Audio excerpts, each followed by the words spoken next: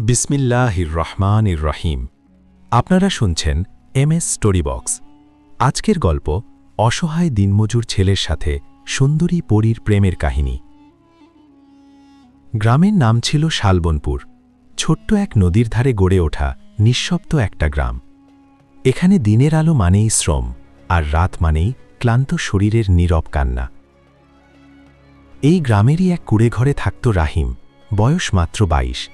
গায়ের রং শ্যামলা, চোখে অদ্ভুত শান্তি, কিন্তু সেই শান্তির ভেতরে লুকানো হাজার ঝড়। রাহিম ছোটবেলায় বাবাকে হারিয়েছে। মা আমেনা খাতুন দীর্ঘদিন অসুস্থ। সংসারে জমি নেই, সঞ্চয় নেই। আছে শুধু একটা পুরনো কাঁথা, ভাঙা টিনের চাল আর রাহিমের 2টা শক্ত হাত। ভোরের আজান হলেই রাহিম উঠে পড়ত।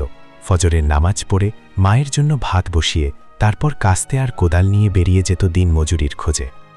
কখনো ইট ভাটায়, কখনো ধান কাটার মাঠে, কখনো বাড়ি নির্মাণে। কাজ যা পেত তাই করত।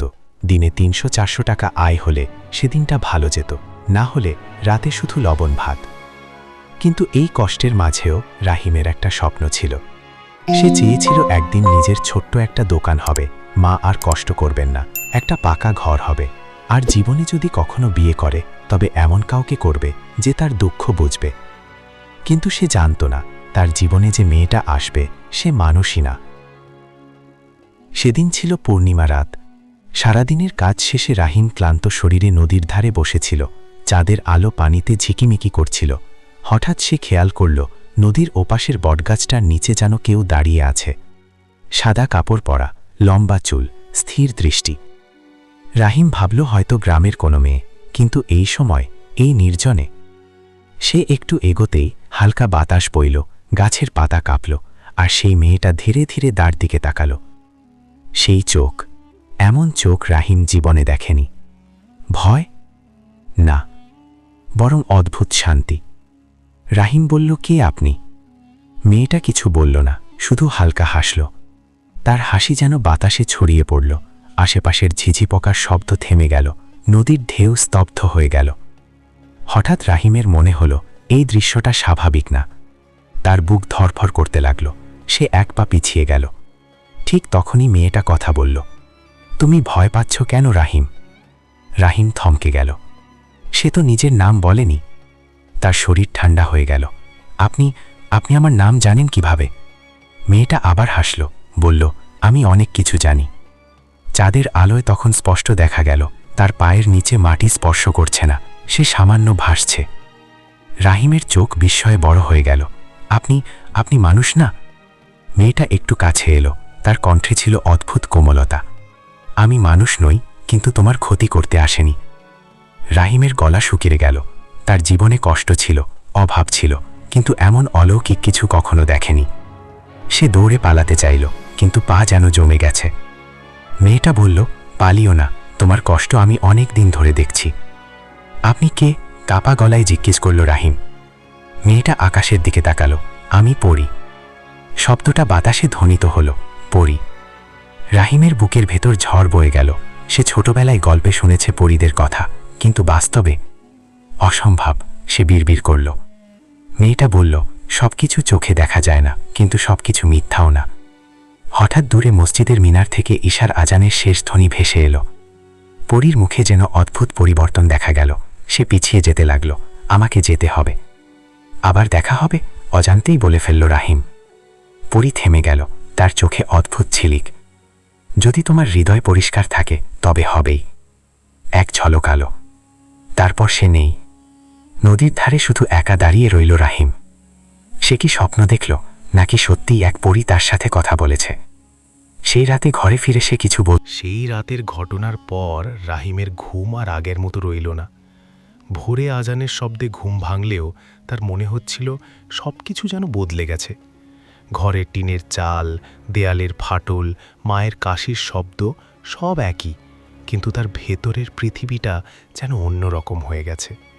সে নিজেকে বোঝানোর চেষ্টা করল এটা স্বপ্ন ছিল, ক্লান্তির কারণে এমন হয়েছে। কিন্তু নদীর ধারে যে জায়গায় সে দাঁড়িয়েছিল সেখানে মাটিতে আজও যেন অদ্ভুত নরম আলো ছড়িয়ে আছে। এই চিন্তাটা তাকে শান্ত থাকতে দিল না। সারাদিন কাজ করতে গিয়েও সে অস্থির ছিল। ইটভাটায় মালিক তাকে কয়েকবার ধমক দিল, এই রাহিম, মন কোথায় তোর? রাহিম চমকে উঠত বারবার। হাত কেটে গেল, তবু সে টের পেল না। সহকর্মী করিম বলল, কি হয়েছে তোর, শরীর খারাপ নাকি? রাহিম শুধু মাথা নেড়ে বলল, না, কিছু না। কিন্তু সত্যি কি কিছু না? সেদিন সন্ধ্যায় সে আবার নদীর ধারে গেল, নিজের অজান্তেই, যেন কেউ তাকে টানছে। আকাশে তখন অর্ধচন্দ্র, বাতাসে হালকা শীত, নদীর পানি ধীরে ধীরে বইছে। সে দাঁড়িয়ে রইল অনেকক্ষণ, কেউ নেই। হঠাৎ পেছন থেকে মৃদু কণ্ঠ ভেসে এলো, তুমি এসেছ। রাহিমের বুক কেঁপে উঠল, ধীরে ধীরে ঘুরে দাঁড়ালো। সেই একই সাদা পোশাক, লম্বা চুল, শান্ত চোখ। সে আবার এসেছে। আপনি সত্যি আছেন? কাপা গলায় বলল রাহিম। মেয়েটা মৃদু হাসল, তুমি কি ভেবেছিলে আমি মিথ্যে? আমি জানি না, আমি কিছুই বুঝতে পারছি না। পরি এবার একটু কাছে এলো, তার চারপাশে যেন হালকা আলোর আবরণ। তুমি ভয় পাচ্ছ? রাহিম কিছুক্ষণ চুপ থেকে বলল, আপনি যদি আমার ক্ষতি না করেন তাহলে ভয় কিসের? পরি প্রথমবার একটু বিস্মিত হল। মানুষরা আমাকে দেখলে সাধারণত ভয় পায়, তুমি পালাওনি কেন? রাহিম নদীর দিকে তাকিয়ে বলল, আমার জীবনে হারানোর কিছু নেই। এই কথাটা শুনে পরীর চোখে যেন অদ্ভুত দুঃখের ছায়া নেমে এলো। এভাবে বলো না, সে ধীরে বলল, তোমার হৃদয় খুব মূল্যবান। রাহিম বিস্মিত হল, আপনি আমার সম্পর্কে এত কিছু জানেন কিভাবে? পরি একটু নীরব রইল, তারপর বলল, অনেক দিন ধরে তোমাকে দেখছি। রাহিমের শরীর কেঁপে উঠল, দেখছেন? কোথা থেকে? পরি আকাশের দিকে ইঙ্গিত করল, আমাদের জগৎ তোমাদের চোখে ধরা পড়ে না, কিন্তু আমরা অনেক কিছু দেখি। রাহিম বুঝতে পারছিল না এটা বিশ্বাস করবে না করবে না। তাহলে আপনি কেন আমাকে বেছে নিলেন? পরি দীর্ঘশ্বাস ফেলল, আমি কাউকে বেছে নিইনি, নিয়তি তোমাকে আমার সামনে এনেছে। ঠিক তখনই দূরে হঠাৎ কুকুরের অস্বাভাবিক ডাক শোনা গেল। বাতাস ভারী হয়ে উঠল। পরীর মুখ হঠাৎ গম্ভীর হয়ে গেল। আজ বেশি সময় নেই। কেন? উৎকণ্ঠিত হয়ে জিজ্ঞেস করল রাহিম। সবাই আমাদের মিলন পছন্দ করে না। রাহিমের বুক ধরফর করতে লাগল। কারা? পরি উত্তর দিল না, শুধু বলল, তোমাকে সাবধানে থাকতে হবে। আমি তো সাধারণ মানুষ, আমার কি বিপদ? পরি তার চোখের দিকে তাকালো। তুমি সাধারণ নও রাহিম। এই কথাটা যেন বাজের মতো পড়ল তার ওপর। আমি তো একটা দিনমজুর। পরি মাথা নাড়ল, তোমার অতীত তুমি জানো না। বাতাসে আবার সেই অদ্ভুত শীতলতা নেমে এলো। হঠাৎ নদীর পানি অস্বাভাবিকভাবে কাঁপতে লাগল, যেন কেউ গভীর থেকে তাকিয়ে আছে। পরি এক পা পিছিয়ে গেল, আমাকে যেতে হবে। না, আজ সত্যিটা বলুন, প্রায় মিনতির সুরে বলল রাহিম। পরি ধীরে বলল, সময় আসবে, এখন শুধু মনে রেখো তোমার হৃদয়কে অন্ধকারে ঢুকতে দিও না। এক ঝলক আলো, সে মিলিয়ে গেল। রাহিম একা দাঁড়িয়ে রইল, কিন্তু আজ তার ভয় লাগছিল না, বরং মনে হচ্ছিল কেউ তাকে নজরে রেখেছে। সেই রাতেই গ্রামে অদ্ভুত ঘটনা শুরু হলো। এক বৃদ্ধা বলল সে নাকি আকাশে আলো উঠতে দেখেছে। কারো গরু হঠাৎ অসুস্থ হয়ে পড়ল। মসজিদের ইমাম সাহেব বললেন, গ্রামে কিছু অস্বাভাবিক ব্যাপার ঘটছে, সবাই বেশি বেশি দোয়া পড়বেন। রাহিমের বুক কেঁপে উঠল, এ কি তার জন্য? পরদিন রাতে সে ঘুমাতে পারল না, জানালার পাশে দাঁড়িয়েছিল। হঠাৎ সে দেখল তার কুঁড়ে ঘরের বাইরে বটগাছের ডালে ছায়ার মতো কিছু নড়ছে। মানুষ না, প্রাণী না, চোখ দুটো লাল জ্বলছে। তার গলা শুকিয়ে গেল। মায়ের ঘুম ভাঙবে ভেবে সে চিৎকার করল না। ছায়াটা ধীরে ধীরে নিচে নামল। ঠিক তখনই হঠাৎ এক উজ্জ্বল সাদা আলো ঝলসে উঠল। লাল চোখ দুটো মিলিয়ে গেল।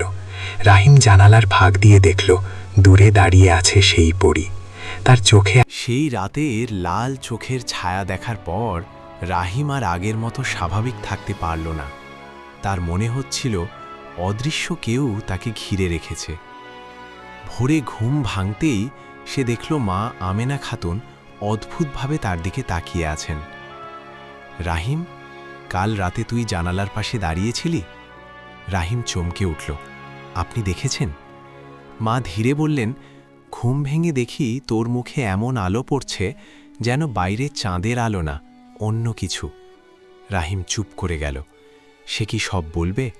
না, এখনই না। সারা দিন কাজেও সে মন বসাতে পারল না। গ্রামের মানুষজন আজকাল তার দিকে অদ্ভুতভাবে তাকাচ্ছে, যেন তারা টের পাচ্ছে তার চারপাশে কিছু বদলে গেছে। সেই রাতেও সে নদীর ধারে গেল। আজ আকাশ কালো, চাঁদ নেই, বাতাসে অস্বাভাবিক শীতলতা। হঠাৎ তার সামনে আলো জ্বলে উঠল। পরী এসে দাঁড়াল, কিন্তু আজ তার মুখে রাগের কোমলতা নেই, চোখে গভীর চিন্তা। তুমি বিপদে পড়েছ, সে বলল। রাহিম সোজা প্রশ্ন করল, আমি কে?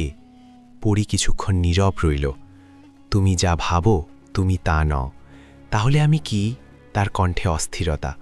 পরী ধীরে ধীরে বলল, তোমার জন্ম সাধারণ না। রাহিমের বুক ধরফর করতে লাগল। আমার বাবা তো সাধারণ মানুষ ছিলেন। পরী মাথা নাড়ল। তোমার বাবা ছিলেন মানুষ, কিন্তু তোমার জন্মের সাথে আরেক জগতের ছায়া জড়িয়ে আছে। রাহিম স্তব্ধ হয়ে গেল। মানে? পরী বলল, অনেক বছর আগে তোমার জন্মের রাতে আকাশে অদ্ভুত আলো দেখা গিয়েছিল। আমাদের জগতের কিছু শক্তি সেই রাতে পৃথিবীতে নেমেছিল। রাহিমের মাথা ঝিমঝিম করতে লাগল। আপনি কি বলতে চাইছেন? আমি কি মানুষ না? পরী দ্রুত বলল, না, তুমি মানুষই, কিন্তু তোমার হৃদয়ে এমন এক আলো আছে যা দুই জগৎকে স্পর্শ করতে পারে। এই কারণেই কি তারা আমাকে দেখছে? সে ফিসফিস করল। পরী মাথা নেড়ে বলল, হ্যাঁ, অশুভ শক্তি ভয় পাচ্ছে। হঠাৎ বাতাস ঘূর্ণির মতো ঘুরতে শুরু করল। দূরে গাছের ডাল ভেঙে পড়ল। অন্ধকার থেকে ভারী গম্ভীর কণ্ঠ ভেসে এলো, মানুষের সাথে সম্পর্ক করা নিষিদ্ধ। রাহিম জমে গেল। অন্ধকারের ভেতর থেকে ধীরে ধীরে বেরিয়ে এলো লম্বা ছায়ামূর্তি, চোখ জ্বলছে আগুনের মতো। পরী সামনে দাঁড়িয়ে রাহিমকে আড়াল করল। তুমি এখানে কেন? পরীর কণ্ঠ কঠিন। ছায়ামূর্তি বলল, পরীদের জগতে নিয়ম আছে, মানুষের প্রেমে পড়া অপরাধ। রাহিম কাপা গলায় বলল, আপনি কে? অন্ধকার গর্জে উঠল, আমি জিন সর্দারের দূত। পরীর মুখ ফ্যাকাশে হয়ে গেল। ফিরে যাও, সে বলল। ছায়ামূর্তি হেসে উঠল, এই মানুষটি সাধারণ নয়, তাই তাকে ধ্বংস করা হবে। রাহিমের বুকের ভেতর যেন আগুন জ্বলে উঠল। আমি কাউকে কষ্ট দিইনি, সে বলল। দূত ঠান্ডা গলায় বলল, তোমার অস্তিত্বই সমস্যা। পরী চোখ বন্ধ করল। তার চারপাশে সাদা আলো ছড়িয়ে পড়ল। তুমি তাকে স্পর্শ করতে পারবে না। অন্ধকার আর আলো মুখোমুখি হলো। হঠাৎ প্রচণ্ড শব্দ হলো, নদীর পানি উঁচু হয়ে উঠল। রাহিম চোখ বন্ধ করে ফেলল। কিছুক্ষণ পর সব শান্ত। চোখ খুলে দেখল অন্ধকার নেই, দুধ উধাও। পরী হাঁপাচ্ছে। তুমি ঠিক আছো? সে জিজ্ঞেস করল। রাহিম মাথা নাড়ল। আপনি বিপদে পড়বেন আমার জন্য। পরী কিছুক্ষণ তার চোখের দিকে তাকিয়ে রইল। আমি ইতিমধ্যে পড়েছি। এই প্রথম রাহিমের বুকের ভেতর অদ্ভুত অনুভূতি জাগল। এটা ভয় না, এটা দায়। কেন আমাকে? সে আবার জিজ্ঞেস করল। পরী ধীরে বলল, কারণ আমি তোমার হৃদয় দেখেছি। আমার হৃদয়ে কি আছে? নির্ভেজাল দয়া, কষ্টের মাঝেও অভিযোগ নেই। এমন হৃদয় বিরল। রাহিম চুপ করে গেল। হঠাৎ সে বলল, আপনি কি আমার কাছে আসতে পারেন মানুষের মতো? পরী নরম কণ্ঠে বলল, আমি যত কাছে আসব বিপদ তত বাড়বে। তাহলে দূরে থাকুন, কষ্টভরা গলায় বলল রাহিম। পরীর চোখে জল চিকচিক করল। আমি পারি না। বাতাস থেমে গেল। দুই জগতের মাঝখানে দাঁড়িয়ে আছে তারা, একজন মানুষ, একজন পরী। নিষিদ্ধ প্রেমের শুরু কি এখানেই? ঠিক তখন দূরে আজানের ধ্বনি ভেসে এলো। পরীর মুখ বদলে গেল। আজ এখানেই শেষ, কিন্তু মনে রেখো, এখন থেকে তোমাকে লক্ষ্য করা হবে। আমি কি করব? তোমার ঈমান শক্ত রাখো। সেই রাতের ঘটনার পর পুরো শালবনপুর যেন বদলে গেল। বাতাস ভারী, আকাশ মেঘলা, মানুষের মনে অকারণ ভয়। রাহিম সকালে কাজের উদ্দেশ্যে বের হলে কয়েকজন ফিসফিস করে কথা বলছিল। শুনছিস, কাল রাতে নাকি নদীর দিক থেকে অদ্ভুত আলো উঠেছে। হ্যাঁ, আমি নিজে দেখেছি। এমন আলো আগে কখনো দেখিনি। রাহিমের বুক ধক করে উঠল। সবকিছু কি তার কারণে? সারাদিন কাজের মাঝেও সে বুঝতে পারছিল অদৃশ্য কিছু তাকে অনুসরণ করছে, যেন কারো চোখ তার পিঠে গেঁথে আছে। রাতে সে আবার নদীর ধারে গেল। আজ আকাশ পরিষ্কার, পূর্ণিমার আলো নদীর পানিতে রূপালি ঝিলিক ফেলেছে। বাতাসে এক ধরনের নীরব সুর। হঠাৎ তার সামনে আলো ছড়িয়ে পড়ল। সে এসেছে, কিন্তু আজ তার রূপ আরও উজ্জ্বল। সাদা পোশাকের ওপর নীল আলোর আভা, চোখে গভীর শান্তি, আবার কোথাও লুকানো দুঃখ। রাহিম প্রথমেই বলল, আজ আমাকে সত্যিটা বলবেন। পরী কিছুক্ষণ নীরব রইল, তারপর বলল, আমার নাম নুরাইয়া। শব্দটা যেন বাতাসে ছড়িয়ে পড়ল। নুরাইয়া। রাহিম ধীরে উচ্চারণ করল। পরী বলল, আমাদের জগতে নামের অর্থ শক্তি। নূর মানে আলো। রাহিম মৃদু হেসে বলল, আপনার নামের মতোই আপনি। নুরাইয়া চোখ নামিয়ে ফেলল। এভাবে বলো না, আমি এখন আলো আর অন্ধকারের মাঝখানে আটকে আছি। আপনার জগৎ কেমন? রাহিম জানতে চাইল। নুরাইয়া আকাশের দিকে তাকালো। আমাদের রাজ্য তোমাদের চোখে দেখা যায় না। পাহাড়ের ওপারে, মেঘের ভেতরে, সময়ের আড়ালে এক বিস্তৃত ভূমি। সেখানে সোনালি বাগান, স্ফটিকের নদী, আর এমন আলো যা কখনো নিভে না। রাহিম মুগ্ধ হয়ে শুনছিল। সেখানে কি সবাই আপনার মতো? নুরাইয়া মাথা নাড়ল। না, সেখানে আলো আছে, কিন্তু অন্ধকারও আছে। জিন সর্দার সেই অন্ধকারের অংশ। রাহিমের মুখ কঠিন হয়ে গেল। সে কি আপনাকে থামাতে চাইছে? শুধু আমাকে না, নুরাইয়া বলল, তোমাকেও। কেন? কারণ তুমি দুই জগতের সেতু হতে পারো। এই কথাটা শুনে রাহিমের বুক কেঁপে উঠল। আমি তো সাধারণ মানুষ। নুরাইয়া ধীরে বলল, তোমার জন্মের রাতে আমাদের রাজ্যের এক প্রাচীন আলো পৃথিবীতে নেমেছিল। সেই আলো তোমার হৃদয়ে আশ্রয় নিয়েছে। রাহিম স্তব্ধ। তাহলে আমি কি বিপদ? না, নুরাইয়া বলল, তুমি আশীর্বাদ। কিন্তু অন্ধকার তা মেনে নিতে পারছে না। ঠিক তখনই হঠাৎ নদীর পানি স্থির হয়ে গেল। বাতাস থেমে গেল। চাঁদের আলো ম্লান হয়ে আসলো। নুরাইয়ার মুখ ফ্যাকাশে হয়ে গেল। সে এসেছে। অন্ধকার থেকে ধীরে ধীরে বিশাল ছায়া বেরিয়ে এলো। আগের দূত নয়, এবার উপস্থিত স্বয়ং জিন সর্দার। তার উচ্চতা কাছের সমান, চোখে আগুন, কণ্ঠে বজ্রের গর্জন।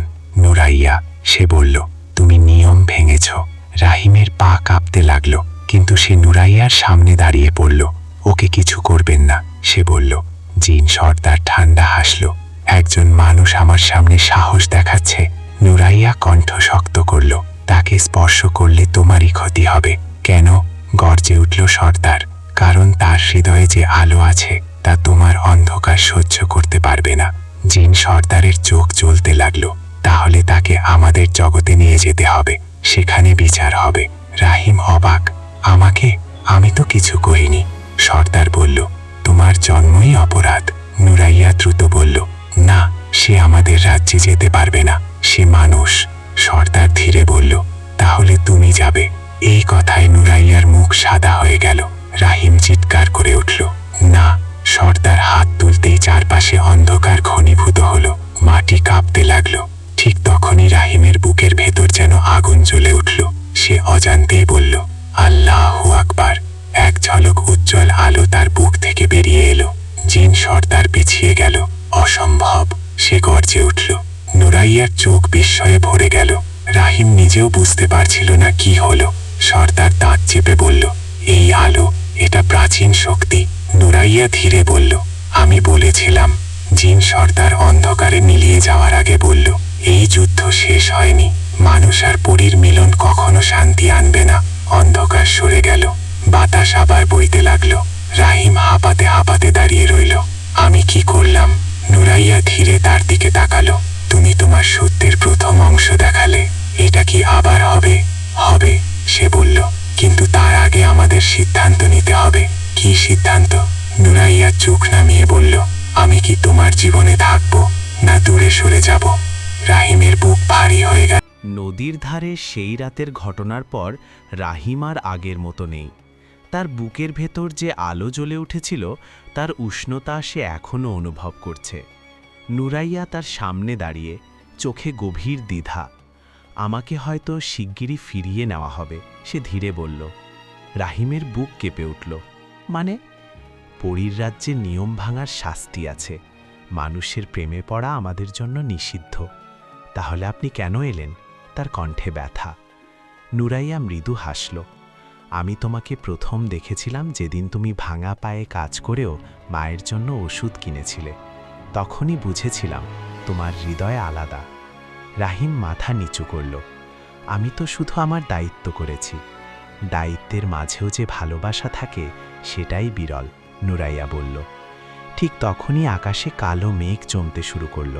চাঁদের আলো ঢেকে গেল, বাতাসে শীতল কাঁপন। নুরাইয়ার মুখ কঠিন হয়ে গেল। তারা আসছে। হঠাৎ নদীর ওপারে বিশাল আলোর চক্র ঘুরতে শুরু করল। আকাশ আর মাটির মাঝখানে যেন এক ফাঁক খুলে যাচ্ছে। রাহিম বিস্ময়ে তাকিয়ে রইল। ওটা কি? আমাদের জগতের দরজা, নুরাইয়া ফিসফিস করল। আলোর ভেতর থেকে কয়েকটি ছায়ামূর্তি বেরিয়ে এলো। আগের দূতদের মতো নয়, এরা আরও শক্তিশালী। একজন গম্ভীর কণ্ঠে বলল, নুরাইয়া, রাজ্যের আদেশ, তোমাকে অবিলম্বে ফিরতে হবে। রাহিম সামনে দাঁড়িয়ে গেল। ও যাবে না। ছায়ামূর্তি তার দিকে তাকালো। মানুষ, তোমার সাহস সীমা ছাড়াচ্ছে। নুরাইয়া বলল, আমি স্বেচ্ছায় ফিরব না। তাহলে জোর করে নেওয়া হবে। বাতাসে ঝড় শুরু হলো, গাছের ডাল ভাঙতে লাগল। রাহিমের বুকের ভেতর আবার সেই আলো কাঁপতে লাগল।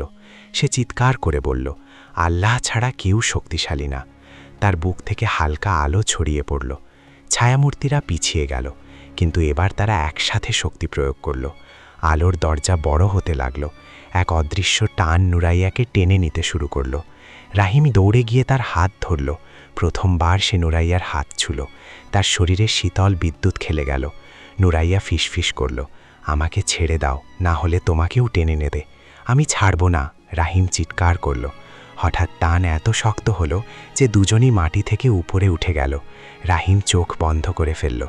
এক মুহূর্তে সে অনুভব করল তার পায়ের নিচে আর মাটি নেই। আকাশ, মেঘ, আলো সব ঘুরছে। তারপর নীরবতা। চোখ খুলে সে দেখল তারা এক অদ্ভুত জায়গায় দাঁড়িয়ে। চারদিকে সোনালি আলো, দূরে ঝলমলে প্রাসাদ, আকাশে রঙিন ধোঁয়ার মতো মেঘ। এটা কোথায়? সে স্তব্ধ হয়ে জিজ্ঞেস করল। নুরাইয়া কাঁপা গলায় বলল, পরীদের রাজ্য। রাহিমের বুক ধড়ফড় করতে লাগল। আমি কি স্বপ্ন দেখছি?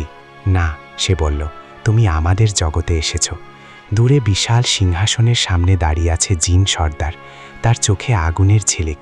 অবশেষে, সে বলল, মানুষটি নিজেই এলো। রাহিম ভয় পেল, কিন্তু পিছিয়ে গেল না। আমি তাকে নিয়ে যেতে আসিনি, সর্দার বলল, আমি বিচার চাই। নুরাইয়া সামনে দাঁড়িয়ে বলল, ভালোবাসা অপরাধ নয়। সর্দার গর্জে উঠল, মানুষ আর পরীর মিলন ভারসাম্য নষ্ট করবে। চারদিকে অন্য পরীরা জড়ো হলো, কেউ বিস্মিত, কেউ রাগান্বিত। এক বৃদ্ধ পরী বলল, মানুষের হৃদয়ে আলো আছে, কিন্তু তাদের দুর্বলতাও আছে। রাহিম ধীরে বলল, আমি কাউকে ক্ষতি করতে চাই না। সর্দার ঠান্ডা গলায় বলল, তাহলে প্রমাণ দাও। কিভাবে? তোমাকে পরীক্ষা দিতে হবে। নুরাইয়া আতঙ্কে বলল, না, ও মানুষ, আমাদের নিয়ম জানে না। সর্দার বলল, তাই তো পরীক্ষা। যদি সে ব্যর্থ হয়, তার স্মৃতি মুছে দেওয়া হবে, আর তুমি চিরতরে আমাদের জগতে বন্দী থাকবে। রাহিমের বুক কেঁপে উঠল। পরীক্ষা কি? সর্দার আকাশের দিকে হাত তুলল। চারদিকে অন্ধকার নেমে এলো। সোনালি রাজ্য ম্লান হয়ে গেল।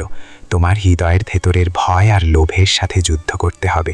নুরাইয়া তার হাত শক্ত করে ধরল। মনে রেখো। পরীদের রাজ্যের সোনালি আলো ধীরে ধীরে নিভে গেল। চারদিকে নেমে এলো ঘন অন্ধকার। শুধু মাঝখানে দাঁড়িয়ে রইল রাহিম, একা। নুরাইয়ার হাত হঠাৎ তার হাত থেকে সরে গেল। নুরাইয়া, সে চিৎকার করল। কোনো উত্তর নেই। দূরে জিন সর্দারের কণ্ঠ ভেসে এলো, এখন শুরু হলো পরীক্ষা। এখানে কেউ তোমাকে সাহায্য করবে না। তুমি একা, আর তোমার হৃদয়। হঠাৎ চারপাশে অসংখ্য ছায়া ঘুরতে লাগল। মাটি যেন কাঁপছে। রাহিম নিজের বুকের ভেতর সেই পরিচিত উষ্ণতা অনুভব করল, কিন্তু আজ আলো ক্ষীণ। অন্ধকার থেকে ফিসফিস শব্দ ভেসে এলো, তুই তো গরিব, তোর জীবনে কিছুই হবে না। পরী তোকে ভালোবাসবে কেন? তুই শুধু এক দিন মজুর। এই কণ্ঠগুলো তার নিজের মনের ভেতর ঢুকে যাচ্ছিল। সে চোখ বন্ধ করল। হঠাৎ তার সামনে দৃশ্য বদলে গেল। সে দেখল তার মা অসুস্থ হয়ে শুয়ে আছেন। ঘরে ওষুধ নেই। সে বাইরে কাজ চাইতে গেছে, কিন্তু কেউ কাজ দেয়নি। মা ধীরে ধীরে নিঃশ্বাস ফেলছেন। রাহিম কেঁপে উঠল। না, এটা সত্য না। কিন্তু দৃশ্য আরও ভয়ঙ্কর হল। সে দেখল নুরাইয়া দাঁড়িয়ে আছে সোনালি প্রাসাদের বারান্দায়, তার পাশে শক্তিশালী এক পরিরাজপুত্র। নুরাইয়া হাসছে, সুখে। রাহিমের বুক ভেঙে গেল। অন্ধকারের কণ্ঠ বলল, দেখলি, তুই তার যোগ্য না। তার চোখে পানি চলে এলো। না, নুরাইয়া এমন না। হঠাৎ আবার দৃশ্য বদলালো। সে দেখল সে নিজেই ধনী হয়ে গেছে। বড় বাড়ি, টাকা, ক্ষমতা। মানুষ তাকে সালাম দিচ্ছে, কিন্তু তার চোখে অহংকার। অন্ধকার বলল, এই শক্তি চাইলে তোকে দেওয়া হবে, শুধু পরীকে ছেড়ে দে। রাহিমের বুকের ভেতর দ্বন্দ্ব শুরু হলো। আমি কি সত্যিই এত দুর্বল? সে নিজেকে প্রশ্ন করল।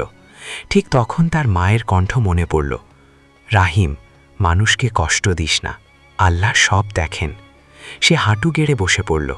হে আল্লাহ, মামাকে শক্তি দাও। তার বুকের ভেতর আলো একটু উজ্জ্বল হলো। অন্ধকার গর্জে উঠল, দোয়া করে কিছু হবে না। হঠাৎ এক বিশাল ছায়া তার সামনে দাঁড়ালো। তার নিজেরই রূপ, কিন্তু চোখে লোভ, রাগ, অহংকার। আমি তোর আসল চেহারা, ছায়া বলল। তুই হিংসা করিস, তুই দুর্বল, তুই সন্দেহ করিস। রাহিম ধীরে বলল, হ্যাঁ, আমি দুর্বল, কিন্তু আমি খারাপ হতে চাই না। ছায়া হেসে উঠল, তাহলে প্রমাণ দে। ছায়া তার দিকে ধেয়ে এলো। রাহিম চোখ বন্ধ করে চিৎকার করল, আল্লাহু আকবার। তার বুক থেকে এবার আগের চেয়ে অনেক উজ্জ্বল আলো বেরিয়ে এলো। আলো ছায়াকে আঘাত করল। ছায়া কাঁপতে লাগল। না, এটা সম্ভব না, সে গর্জে উঠল। রাহিম দাঁড়িয়ে গেল। আমি গরিব হতে পারি, দুর্বল হতে পারি, কিন্তু আমি বিশ্বাস হারাবো না। আলো চারদিকে ছড়িয়ে পড়ল। অন্ধকার ধীরে ধীরে সরে যেতে লাগল। দূরে জিন সর্দারের গম্ভীর কণ্ঠ, হৃদয়ের ভয় জয় করেছে, কিন্তু লোভ এখনো বাকি। হঠাৎ মাটির নিচ থেকে সোনালি মুদ্রা বের হতে লাগল, অসংখ্য ধনরত্ন। এক কণ্ঠ বলল, এই সম্পদ তোমার হবে, শুধু বলো তুমি নুরাইয়াকে ছেড়ে দেবে। রাহিম ধীরে বলল, আমি তাকে নিজের জন্য চাই না, আমি চাই সে সুখে থাকুক। তাহলে ছেড়ে দাও। যদি তার সুখ আমার থেকে দূরে থাকে, আমি তা মেনে নেব, কিন্তু লোভের জন্য তাকে বিক্রি করব না। মুহূর্তেই সব ধনরত্ন অদৃশ্য হয়ে গেল। চারদিকে আলো ফিরে এলো। নুরাইলা দৌড়ে এসে তাকে জড়িয়ে ধরল। তুমি পেরেছ। তার চোখ ভেজা। দূরে জিন সর্দার দাঁড়িয়ে, তার চোখে রাগ, কিন্তু সাথে বিস্ময়। একজন মানুষ দুই পরীক্ষায় পার হলো, সে বলল। রাহিম ক্লান্ত কণ্ঠে বলল, এখন কি শেষ? সর্দার ধীরে বলল, না, এটা শুধু শুরু। পরীদের রাজ্যে ফিসফাস শুরু হলো। এক বৃদ্ধ পরী বলল, তার হৃদয়ের আলো সত্যিই প্রাচীন। নুরাইয়া ধীরে রাহিমের দিকে তাকালো। তুমি জানো না আজ তুমি কি করেছ? কি? তুমি প্রমাণ করেছ মানুষও আলো ধারণ করতে পারে।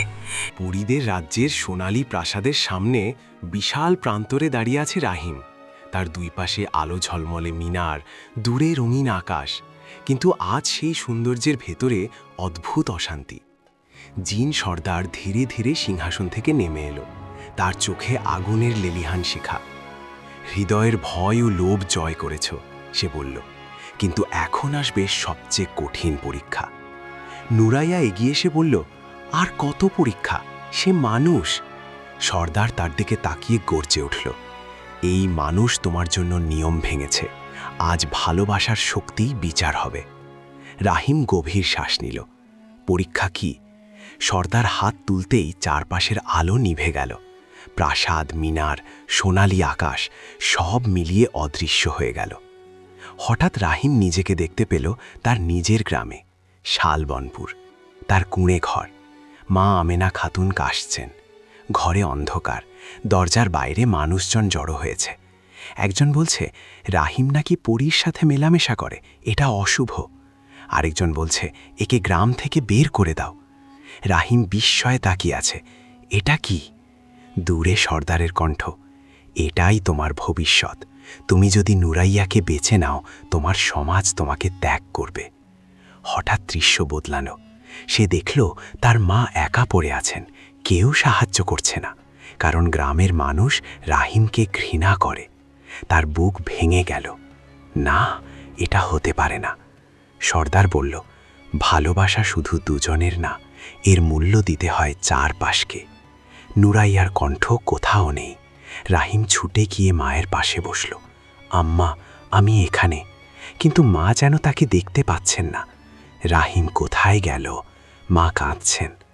রাহিমের চোখ ভিজে উঠল। হঠাৎ অন্ধকার থেকে আরেক দৃশ্য। নুরাইয়া দাঁড়িয়ে আছে পরীদের কারাগারে, তার ডানা শিকলে বাঁধা, চোখে জল। একজন প্রহরী বলছে, মানুষের জন্য নিজের রাজ্য হারালো। সর্দারের কণ্ঠ আবার, এখন সিদ্ধান্ত নাও, তুমি কি তাকে ছেড়ে নিজের পৃথিবী বাঁচাবে, নাকি তাকে বেছে নিয়ে সব হারাবে? রাহিমের বুকের ভেতর ঝড় শুরু হলো। সে হাঁটু গেড়ে বসে পড়ল। আমি কি করব আল্লাহ? তার মনে পড়ল যখন সে ছোট ছিল বাবা বলেছিলেন, সত্য পথে থাকলে একদিন সবাই বুঝবে। সে দাঁড়িয়ে গেল। আমি কাউকে ছেড়ে পালাতে চাই না। সর্দার গর্জে উঠল, তাহলে কি চাও?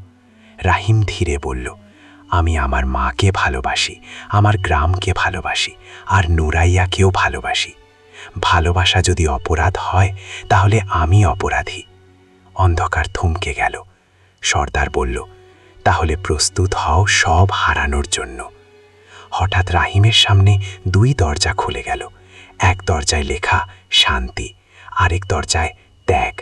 সর্দার বলল, প্রথম দরজায় গেলে তুমি সব ভুলে যাবে, তোমার জীবন আগের মতো চলবে। দ্বিতীয় দরজায় গেলে তুমি কষ্ট পাবে, লড়াই করবে, হয়তো হারাবে। রাহিম কিছুক্ষণ চুপ রইল। তার সামনে মায়ের মুখ ভেসে উঠল, তারপর নুরাইয়ার চোখ। সে ধীরে ধীরে ত্যাগ লেখা দরজার দিকে হাঁটল। সর্দার চিৎকার করল, ভাবো, এটা শেষ সুযোগ। রাহিম পিছনে তাকালো না। সে দরজা স্পর্শ করতেই হঠাৎ চারদিকে আলো বিস্ফোরিত হলো। অন্ধকার ছিন্ন ভিন্ন হয়ে গেল। পরীদের রাজ্য আবার দৃশ্যমান। নুরাইয়া দৌড়ে এসে তাকে জড়িয়ে ধরল। তুমি ত্যাগ বেছে নিয়েছ। তার কণ্ঠ কাঁপছে। জিন সর্দার নিঃশব্দ দাঁড়িয়ে রইল। এক বৃদ্ধ পরী ধীরে বলল, সে তৃতীয় পরীক্ষাও পার হয়েছে। সর্দার ধীরে মাথা নিচু করল। মানুষের হৃদয়কে আমরা অবহেলা করেছি, সে বলল, কিন্তু তার চোখে এখনো সন্দেহ। তবুও নিয়ম ভাঙার শাস্তি থাকবে। নুরাইয়ার বুক কেঁপে উঠল। কি শাস্তি? সর্দার ধীরে বলল, তোমাদের ভালোবাসা প্রমাণিত, কিন্তু দুই জগতের ভারসাম্য এখন নড়বড়ে। যদি অন্ধকার শক্তি আক্রমণ করে, এই মানুষকে সামনে দাঁড়াতে হবে। রাহিম গভীর শ্বাস নিল। আমি প্রস্তুত। নুরাইয়া তার হাত শক্ত করে ধরল। কিন্তু ঠিক তখনই আকাশ কালো হয়ে উঠল। দূরে বজ্রপাত। এক ভিন্ন আরো ভয়ঙ্কর কণ্ঠ ভেসে এলো, তোমরা ভেবেছ পরীক্ষা শেষ? পরীদের রাজ্যের প্রাচীর কেঁপে উঠল। সর্দারের চোখ বিস্ফোরিত। সে পরীদের রাজ্যের আকাশ মুহূর্তের মধ্যে কালো হয়ে গেল। যে আকাশে কিছুক্ষণ আগেও সোনালি আলো ঝলমল করছিল, সেখানে এখন ঘূর্ণিঝড়ের মতো অন্ধকার ঘুরছে। দূরে বজ্রপাত, মাটির নিচে কাঁপন। নুরাইয়া রাহিমের হাত শক্ত করে ধরে আছে। তার চোখে ভয়, এমন ভয় যা রাহিম আগে কখনো দেখেনি। জিন সর্দার গম্ভীর কণ্ঠে বলল, সে ফিরে এসেছে বহু শতাব্দী পর। রাহিম কাঁপা গলায় জিজ্ঞেস করল, কে সে? সর্দার আকাশের দিকে তাকিয়ে বলল, জাহরাক, অন্ধকারের প্রকৃত অধিপতি। আকাশে ঘূর্ণির ভেতর থেকে ধীরে ধীরে বিশাল ছায়া নামতে লাগল। তার রূপ নির্দিষ্ট নয়, কখনো ধোঁয়ার মতো, কখনো পাথরের মতো কঠিন। চোখ দুটি রক্তের মতো লাল। তার কণ্ঠ যেন একসাথে হাজার বজ্রপাত। তোমরা ভারসাম্য ভেঙেছ। পরীদের রাজ্যের প্রাসাদ কেঁপে উঠল। নুরাইয়া ফিসফিস করল, জাহরাককে বহু বছর আগে বন্দী করা হয়েছিল।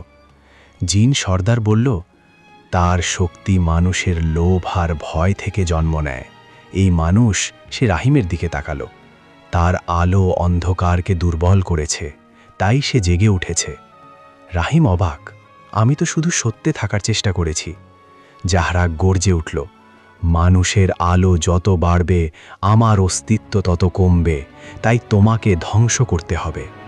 চারদিক থেকে অন্ধকারের ঝড় নেমে এলো। পরীরা আতঙ্কে ছুটে বেড়াতে লাগল। নুরাইয়া সামনে দাঁড়িয়ে হাত তুলে আলো ছড়িয়ে দিল। তার ডানা ঝলমল করতে লাগল। রাহিম তার পাশে দাঁড়ালো। আমি কি করব? সর্দার বলল, তোমার হৃদয়ের আলো জাগাও, সেটাই আমাদের একমাত্র আশা। জাহরাক হাত তুলতেই অন্ধকারের বজ্র নেমে এলো প্রাসাদের ওপর। একটি মিনার ভেঙে পড়ল। পরীদের চিৎকার। রাহিম চোখ বন্ধ করে দোয়া পড়তে লাগল। তার বুকের ভেতর উষ্ণতা বাড়তে লাগল। হঠাৎ তার সামনে দৃশ্য ভেসে উঠল। তার মা নামাজ পড়ছেন, গ্রামের শিশুরা হাসছে। নুরাইয়ার চোখে বিশ্বাস। তার ভেতর থেকে আলো বের হতে শুরু করল। জাহরাক গর্জে উঠল, থামাও তাকে। অসংখ্য কালো ছায়া রাহিমের দিকে ধেয়ে এলো। নুরাইয়া তার সামনে দাঁড়িয়ে বলল, না, তাকে স্পর্শ করবে না। অন্ধকারের ছায়া তার ডানায় আঘাত করল। নুরাইয়া মাটিতে পড়ে গেল। নুরাইয়া! রাহিম চিৎকার করল। তার বুকের আলো হঠাৎ তীব্র হয়ে উঠল। এবার শুধু কোমল আলো নয়, অগ্নিশিখার মতো উজ্জ্বল। সে সামনে হাত বাড়ালো। আলো অন্ধকারের ছায়াগুলোকে ছিন্ন ভিন্ন করে দিল। জাহরাক কেঁপে উঠল। এটা অসম্ভব। একজন মানুষ এত শক্তিশালী হতে পারে না। রাহিম দাঁড়িয়ে বলল, আমি শক্তিশালী না, আল্লাহ শক্তিশালী। আকাশে বজ্রপাত হলো। আলো আর অন্ধকারের সংঘর্ষে রাজ্য কাঁপছে। জিন সর্দার এবার এগিয়ে এলো। আজ আমরা একসাথে লড়ব। রাহিম বিস্ময়ে তাকালো। সর্দার বলল, আমি নিয়মের রক্ষক, কিন্তু জাহরাক ধ্বংসের প্রতীক। সে দুই জগতই শেষ করবে। পরীরা একত্র হলো। তাদের ডানা থেকে আলো বের হতে লাগলো। জাহরাক আবার গর্জে উঠল, মানুষকে সরাও, নইলে এই রাজ্য ধ্বংস হবে। রাহিম নুরাইয়ার পাশে হাঁটু গেড়ে বসল। সে অচেতন। তার চোখে পানি চলে এলো। আমার জন্যই সব। হঠাৎ নুরাইয়া কাঁপা কণ্ঠে বলল, না, তুমি কারণ না, তুমি সমাধান। রাহিম তার হাত ধরল। আকাশে অন্ধকার আরও ঘন হলো। জাহরাক তার বিশাল রূপ ছড়িয়ে দিল পুরো রাজ্যে। শেষ সুযোগ। সে গর্জে উঠল, মানুষ, আত্মসমর্পণ করো। রাহিম দাঁড়িয়ে গেল। তার চোখে আর ভয় নেই। আমি আত্মসমর্পণ করব না। তার বুকের আলো এবার এত উজ্জ্বল হলো যে আকাশে সোনালি রেখা আঁকা পড়ল। পরীদের রাজ্য আবার আলোকিত হতে শুরু করল। কিন্তু জাহরাকের শক্তি এখনও অটুট। জিন সর্দার চিৎকার করল, এই যুদ্ধ এখনও শুরু মাত্র। আকাশে পরীদের রাজ্যে যুদ্ধ চলছেই। আলো আর অন্ধকারের সংঘর্ষে আকাশ বিদীর্ণ হয়ে যাচ্ছে। কিন্তু সেই কম্পন থেমে থাকল না এক জগতে। তার প্রভাব পৌঁছে গেল পৃথিবীতে, শালবনপুরে। সেই রাতেই গ্রামে অদ্ভুত ঝড় শুরু হলো। হাওয়া এমনভাবে বইতে লাগল যেন আকাশ ফেটে যাবে। বটগাছের ডাল ভেঙে পড়ল। নদীর পানি হঠাৎ ফুলে উঠল। মানুষ ঘর থেকে বের হয়ে আতঙ্কে তাকিয়ে আছে আকাশের দিকে। ইমাম সাহেব মসজিদে দাঁড়িয়ে বললেন, সবাই দোয়া পড়ুন, আল্লাহর কাছে আশ্রয় চান, কিছু অশুভ শক্তি কাজ করছে। রাহিমের মা আমেনা খাতুন কাঁপা হাতে তসবি পড়ছেন, হে আল্লাহ, আমার ছেলেকে রক্ষা করো। ঠিক তখন পরীদের রাজ্যে দাঁড়িয়ে রাহিম অনুভব করল তার বুকের আলো কেঁপে উঠছে। নুরাইয়া দুর্বল কণ্ঠে বলল, যুদ্ধ দুই জগতের সীমা ভেঙে দিচ্ছে। যদি থামানো না যায়, পৃথিবীও ধ্বংস হবে। রাহিমের মুখ ফ্যাকাশে হয়ে গেল। আমার গ্রাম, আমার মা। জিন সর্দার গম্ভীর গলায় বলল, জাহরাক সীমা ভেঙে ফেলেছে। এখন তার শক্তি মানুষের ভয় আর আতঙ্ক থেকে আরও বাড়বে। জাহরাক আকাশে বিশাল ছায়ার মতো ভাসছে। দেখো, সে গর্জে উঠল। হঠাৎ আকাশে এক ফাঁক খুলে গেল। সেই ফাঁক দিয়ে দেখা যাচ্ছে শালবনপুর গ্রাম। মানুষ ছুটোছুটি করছে। নদীর পানি বাড়ছে। রাহিম চিৎকার করে উঠল, এটা বন্ধ করুন। জাহরাক হেসে উঠল, মানুষের হৃদয়ের আলো যত বাড়ে, তাদের ভয়ও তত বাড়ে। আমি সেই ভয়েই বাঁচি। নুরাইয়া দাঁড়াতে চেষ্টা করল। রাহিম, তোমাকে সিদ্ধান্ত নিতে হবে। কি সিদ্ধান্ত? জিন সর্দার বলল, তুমি যদি তোমার আলো পুরোপুরি মুক্ত করো, জাহরাক দুর্বল হবে, কিন্তু এতে দুই জগতের সীমা ভেঙে যেতে পারে। মানে, তুমি হয়তো আর সাধারণ মানুষ থাকতে পারবে না। রাহিমের বুক ধরফর করতে লাগল। আমি কি আমার মাকে হারাবো? নুরাইয়া কাঁপা কণ্ঠে বলল, হয়তো তুমি তাদের কাছ থেকে দূরে চলে যাবে। আকাশে আবার বজ্রপাত। শালবনপুরের দৃশ্য আরও ভয়াবহ হয়ে উঠছে। একটি ঘর নদীতে ভেসে গেল। রাহিম চোখ বন্ধ করল। তার মনে পড়ল, ছোটবেলায় মা তাকে বুকে জড়িয়ে বলেছিলেন, কষ্ট এলে ভয় পাস না, আল্লাহ সব দেখেন। সে চোখ খুলল। আমি আমার গ্রামকে ধ্বংস হতে দেব না। জাহরাক গর্জে উঠল, তাহলে এসো মানুষ। রাহিম ধীরে হাত তুলল, তার বুকের আলো এবার আগের চেয়ে অনেক উজ্জ্বল। নুরাইয়া তার পাশে এসে দাঁড়ালো, আমি তোমার সাথে আছি। জিন সর্দারও হাত তুলল, পরীরা একত্র হলো, আকাশে সোনালি রেখা জ্বলতে লাগল। রাহিম গভীর কণ্ঠে বলল, হে আল্লাহ, আমাকে সঠিক পথে রাখো। তার বুক থেকে বিশাল আলোর তরঙ্গ বের হলো। সে আলো আকাশের ফাঁক দিয়ে পৃথিবীর দিকে ছুটে গেল। শালবনপুরের আকাশে হঠাৎ সোনালি আলো ছড়িয়ে পড়ল। ঝড় থেমে যেতে শুরু করল। নদীর পানি ধীরে ধীরে কমতে লাগল। মানুষ বিস্ময়ে তাকিয়ে আছে। কেউ বলল, আল্লাহর রহমত নেমেছে। কিন্তু পরীদের রাজ্যে জাহরাক প্রচণ্ডভাবে কেঁপে উঠল। না, এই আলো আমার শক্তি কেড়ে নিচ্ছে। তার ছায়া ভেঙে ভেঙে যাচ্ছে। তবুও সে সম্পূর্ণ হার মানেনি। সে শেষ শক্তি জড়ো করে গর্জে উঠল, যদি আমি হারি, তোমাদের ভারসাম্যও ভেঙে যাবে। আকাশে বিশাল বিস্ফোরণ হলো। পরীদের প্রাসাদ কেঁপে উঠল। রাহিম হাঁটু গেড়ে বসে পড়ল, তার শরীর দুর্বল হয়ে যাচ্ছে। নুরাইয়া তার হাত ধরল, ধরে থাকো, আর একটু। জাহরাক ধীরে ধীরে অন্ধকারে মিলিয়ে যেতে লাগলো, কিন্তু যাওয়ার আগে সে বলল, আমি পুরোপুরি শেষ হইনি। মানুষের হৃদয়ে যত ভয় থাকবে, আমি ফিরে আসব। আকাশ পরিষ্কার হতে শুরু করলো। শালবনপুরে শান্তি নেমে এলো। কিন্তু রাহিম বুঝতে পারল, তার ভেতরের আলো এখন বদলে গেছে। সে আর আগের মতো সাধারণ না। নুরাইয়া ধীরে বলল, আজ তুমি 2 জগৎ বাঁচিয়েছ। রাতটা ছিল অদ্ভুত শান্ত, কিন্তু সেই শান্তির ভেতরে যেন ঝড়ের পূর্বাভাস লুকিয়েছিল। আকাশে চাঁদ নেই, তারাও যেন ভয়ে লুকিয়ে পড়েছে। শুধু দূরে কোথাও শিয়ালের ডাক, আর মাঝে মধ্যে শুকনো পাতার মচমচ শব্দ, যেন অদৃশ্য কেউ হেঁটে যাচ্ছে। রাশেদ বসে আছে তাদের কাঁচা ঘরের সামনে। মা ঘুমিয়ে পড়েছেন। সারাদিনের কাজের ক্লান্তিতে তার শরীর ভেঙে পড়েছে, কিন্তু মনটা অস্থির। গত কয়েকদিনে যেসব ঘটনা ঘটেছে, সেগুলো যেন মাথার ভেতর ঘুরপাক খাচ্ছে। হঠাৎ হাওয়ার গতি বদলে গেল। চারপাশের বাতাস ভারী হয়ে উঠল। একটা ঠান্ডা স্রোত এসে রাশেদের বুকের ভেতর দিয়ে বয়ে গেল। সে বুঝতে পারল, রূপা এসেছে। পেছন থেকে মৃদু কণ্ঠ ভেসে এলো, রাশেদ।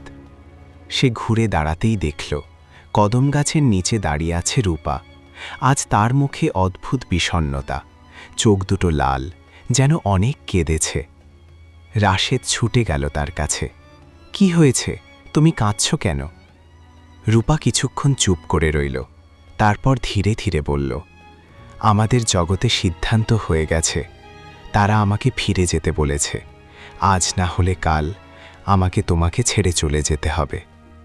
রাশেদের বুকের ভেতর যেন কেউ ছুরি চালিয়ে দিল। না, এটা হতে পারে না। তুমি তো বলেছিলে তুমি আমাকে ছেড়ে যাবে না। রূপার চোখ দিয়ে টপ টপ করে পানি পড়তে লাগল। আমি চাই না যেতে, কিন্তু আমাদের জগতের নিয়ম খুব কঠিন। আমি একজন জিন সর্দারের মেয়ে। আমার বিয়ে ঠিক করা হয়েছে জিন সেনাপতি আজরানের সাথে। রাশেদ মাটিতে বসে পড়ল। তার মনে হলো পৃথিবী থেমে গেছে। তুমি কি তাকে ভালোবাসো? রূপা মাথা নাড়ল। না, আমার হৃদয় শুধু তোমার জন্য। কিন্তু তারা আমার হৃদয় দেখে না, তারা দেখে ক্ষমতা আর বংশ। রাশেদ দাঁত চেপে বলল, তাহলে আমি লড়ব। আমি তোমাকে হারাতে পারবো না। রূপা ভয়ে কেঁপে উঠল। না রাশেদ, তুমি জানো না তারা কত শক্তিশালী। তারা চাইলে মুহূর্তে তোমাকে শেষ করে দিতে পারে। আমি দিন মজুর ছিলে, সারা জীবন লড়াই করে বেঁচে আছি। মৃত্যু আমাকে ভয় দেখাতে পারে না, কিন্তু তোমাকে হারানো, এটা আমি সহ্য করতে পারবো না। হাওয়া হঠাৎ আরও ঠান্ডা হয়ে গেল। কদম গাছের ডালপালা কাঁপতে লাগল। রূপা বুঝতে পারল, কেউ তাদের কথোপকথন নজরদারি করছে। সে দ্রুত রাশেদের হাত ধরে বলল, শোনো, কাল রাত 12টায় পুরনো শ্মশানের পাশে এসো। আমি তোমাকে একটা উপায় বলবো, হয়তো আমরা পালাতে পারবো। রাশেদ অবাক হল। পালানো? কোথায়? রূপা তার চোখে চোখ রেখে বলল, এই পৃথিবীর ভেতরেই এমন একটা স্থান আছে যেখানে জিনদের শক্তি কাজ করে না, কিন্তু সেটা খুঁজে পেতে হলে আমাদের আগে একটি পরীক্ষা পার হতে হবে। কি পরীক্ষা? রূপা কিছু বলতে যাচ্ছিল, ঠিক তখনই চারপাশে কালো ছায়া ঘনিয়ে এলো। কদম গাছের নিচে অদ্ভুত এক ছায়ামূর্তি দেখা দিল। তার চোখ দুটো লাল আগুনের মতো জ্বলছে। রূপা কেঁপে উঠল। সে এসেছে। রাশেদ সামনে দাঁড়িয়ে গেল। কে? ছায়ামূর্তিটি গভীর গর্জন করে বলল, মানুষের ছেলে, তুমি সাহস দেখাচ্ছ? জিন সর্দারের কন্যাকে ভালোবাসার দুঃসাহস করেছ? রাশেদ বুক সোজা করে বলল, ভালোবাসা দুঃসাহস নয়, এটা হৃদয়ের অধিকার। ছায়ামূর্তি হাসল, একটা ভয়ঙ্কর কাঁপানো হাসি। তুমি জানো না তুমি কার সাথে যুদ্ধ ঘোষণা করেছ? আমি আজরান, জিন সেনাপতি। রাশেদের চোখে আগুন জ্বলে উঠল। তাহলে তুমিই রূপার সেই ঠিক করা বর? আজরান রূপার দিকে তাকালো। তুমি মানুষটার সাথে দেখা করছো কেন? তোমার জন্য পুরো জগৎ অপেক্ষা করছে। রূপা দৃঢ় গলায় বলল, আমি তাকে ভালোবাসি। এই কথা শুনে চারপাশের বাতাস কাঁপতে লাগল। আজরানের চোখে রাগের আগুন ছড়িয়ে পড়ল। ভালোবাসা একজন গরিব মানুষের সাথে? তুমি কি তোমার বংশের সম্মান ভুলে গেছ? রূপা সামনে এগিয়ে এসে বলল, সম্মান হৃদয়ের ওপরে নয়। আজরান গর্জন করে উঠল। তার হাত থেকে কালো ধোঁয়া বের হয়ে রাশেদের দিকে ধেয়ে এলো। রাশেদ চোখ বন্ধ করে দাঁড়িয়ে রইল। কিন্তু ঠিক সেই মুহূর্তে রূপা তার সামনে এসে দাঁড়ালো। তার শরীর থেকে সাদা আলো ছড়িয়ে পড়ল, যা কালো ধোঁয়াকে প্রতিহত করল। আজরান বিস্মিত হয়ে গেল। তুমি আমার বিরুদ্ধে শক্তি ব্যবহার করলে। রূপা বলল, আমি কাউকে আঘাত করতে চাই না, কিন্তু রাশেদের ক্ষতি হতে দেব না। আজরান কিছুক্ষণ চুপ করে থাকল। তারপর ঠান্ডা গলায় বলল, ঠিক আছে, মানুষটার জন্য একটা সুযোগ থাকবে। যদি সে অগ্নিপথ পার হতে পারে তবে তোমাকে নিয়ে যেতে পারবে, না হলে তার মৃত্যু নিশ্চিত। রাশেদ অবাক হয়ে জিজ্ঞেস করল, অগ্নিপথ? আজরান বলল, আগামী পূর্ণিমার রাতে শ্মশানের পাশে আগুনের এক দরজা খুলবে। সেই দরজা পার হয়ে ছায়ার জগতে পৌঁছাতে হবে। সেখানে তোমার সাহস, বিশ্বাস আর ভালোবাসার পরীক্ষা হবে। যদি তুমি বেঁচে ফিরতে পারো তাহলে রূপা তোমার। রূপা আতঙ্কিত হয়ে বলল, না, এটা অসম্ভব। কেউ সেই পথ পার হয়ে ফিরে আসেনি। আজরান হেসে উঠল, তাই তো বলছি, একজন মানুষের পক্ষে অসম্ভব। রাশেদ দৃঢ় গলায় বলল, আমি রাজি। রূপা তার হাত শক্ত করে ধরল। তুমি বুঝতে পারছো না, এটা মৃত্যু ভাত। রাশেদ তার চোখে তাকিয়ে বলল, ভালোবাসা যদি সত্যি হয় তবে মৃত্যু ভয় নয়। আজরান ধীরে ধীরে অদৃশ্য হয়ে গেল। চারপাশ আবার নিস্তব্ধ হয়ে উঠল, শুধু দূরে রাতের পাখির ডাক। রূপা কাঁদতে কাঁদতে বলল, আমি তোমাকে হারাতে চাই না। রাশেদ তার কাঁধে হাত রাখল। তুমি যদি আমার পাশে থাকো আমি সব পারব। রূপা ফিসফিস করে বলল, অগ্নিপথে প্রবেশ করলে তোমার চারপাশে মায়া তৈরি হবে। তুমি তোমার মাকে দেখবে, তোমার শৈশব দেখবে, তোমার দারিদ্র্য তোমাকে টেনে ধরবে। তুমি যদি পিছনে ফিরে তাকাও সব শেষ। রাশেদ শান্ত কণ্ঠে বলল, আমি শুধু তোমাকে দেখব। রূপা তার বুকে মুখ লুকিয়ে দিল। পূর্ণিমার রাত, আর মাত্র 3 দিন। রাতের আকাশে তখন হালকা মেঘ সরে গিয়ে একটুখানি আলো ফুটে উঠেছে, যেন অন্ধকারের ভেতর আশা জন্ম নিচ্ছে। কিন্তু তাদের কেউ জানে না এই পরীক্ষার পেছনে আরো গভীর ষড়যন্ত্র লুকিয়ে আছে। জিন সর্দার নিজেই এই খেলার আয়োজন করেছে। পূর্ণিমার আগের রাত, আকাশে গোল চাঁদ উঠেছে, কিন্তু তার আলো যেন আজ স্বাভাবিকের চেয়ে বেশি তীক্ষ্ণ। বাতাসে এক ধরনের অদ্ভুত উত্তেজনা, যেন প্রকৃতি নিজেই জানে আগামী রাতেই ঘটতে যাচ্ছে এক ভয়ঙ্কর পরীক্ষা। রাশেদ সারাদিন কাজ করেও মন বসাতে পারেনি। ইট বহন করতে গিয়ে বারবার হাত ফসকে পড়েছে। ঠিকাদার বকেছে, কিন্তু সে কোনো জবাব দেয়নি। তার মাথায় শুধু একটাই চিন্তা, অগ্নিপথ। রাতে ঘরে ফিরে সে মায়ের পাশে বসে রইল। মা ভাত পরিবেশন করতে করতে বললেন, কি হয়েছে রে, তোর মুখ এত গম্ভীর কেন? রাশেদ হাসার চেষ্টা করল, কিছু না মা, একটু ক্লান্ত। মা তার মাথায় হাত বুলিয়ে দিলেন, তুই ছোটবেলা থেকেই এমন, যত কষ্টই হোক কাউকে বলিস না। এই কথা শুনে রাশেদের বুকটা হু হু করে উঠল। যদি মা জানতেন তার ছেলে আগামীকাল আগুনের দরজায় প্রবেশ করবে, রাত গভীর হলে সে চুপি চুপি বাইরে বেরিয়ে এলো। কদম গাছের নিচে আজ রূপা আগে থেকেই দাঁড়িয়েছিল। তার মুখে আজ এক অদ্ভুত স্থিরতা। রাশেদ, সে ধীরে বলল, সময় খুব কম। কাল রাত 12টায় আগুনের দরজা খুলবে। তার আগে তোমাকে কিছু জানতে হবে। রাশেদ মাথা নাড়ল। বল। রূপা চারপাশে তাকিয়ে নরম গলায় বলতে শুরু করল, অগ্নিপথ আসলে আগুন নয়, এটা মনের আগুন। তুমি যে জগতে প্রবেশ করবে সেখানে তোমার সব দুর্বলতা জীবন্ত হয়ে উঠবে। তারা তোমাকে ফিরিয়ে আনতে চাইবে। দুর্বলতা? হ্যাঁ, তোমার দারিদ্র্য, তোমার অপমান, তোমার ভয়, এমনকি তোমার মায়ের কান্নাও তোমার সামনে উপস্থিত হবে। রাশেদের চোখ ভিজে উঠল। মাকে দেখলে আমি কিভাবে নিজেকে সামলাবো? রূপা তার হাত ধরে বলল, মনে রাখবে, ওগুলো বাস্তব নয়, ওগুলো মায়া। যদি তুমি একবার বিশ্বাস করো যে ওগুলো সত্যি, তাহলে আগুন তোমাকে গ্রাস করবে। হঠাৎ দূরে বজ্রপাতের শব্দ হলো, যদিও আকাশ পরিষ্কার। রূপা বুঝতে পারল জিন জগতের কেউ নজর রাখছে। সে তাড়াতাড়ি বলল, আরও একটা কথা আছে। অগ্নিপথের শেষে ছায়ার দরবার আছে। সেখানে আমার বাবা, জিন সর্দার, তোমার অপেক্ষায় থাকবে। রাশেদ অবাক হয়ে গেল। তোমার বাবা নিজে? রূপা মাথা নাড়ল। হ্যাঁ, তিনি চান না একজন মানুষ তার মেয়েকে নিয়ে যাক। তাই তিনি তোমাকে এমন এক সিদ্ধান্তের মুখে দাঁড় করাবেন যেখানে তোমাকে বেছে নিতে হবে, আমাকে না তোমার মাকে। রাশেদের শরীর কেঁপে উঠল। এই কেমন পরীক্ষা? রূপার চোখে জল চলে এলো। তাই তো বলছি, এটা শুধু শক্তির পরীক্ষা নয়, হৃদয়ের পরীক্ষা। রাশেদ কিছুক্ষণ চুপ করে রইল। তারপর দৃঢ় গলায় বলল, আমি কাউকে হারাতে চাই না, কিন্তু যদি আমাকে বেছে নিতেই হয়, আমি সত্যকে বেছে নেব। ভালোবাসা যদি সত্যি হয় তবে সে কখনো অন্যায় চাইবে না। রূপা বিস্মিত হয়ে তার দিকে তাকালো। তুমি কি আমাকে ছেড়ে দেবে? রাশেদ ধীরে হাসল।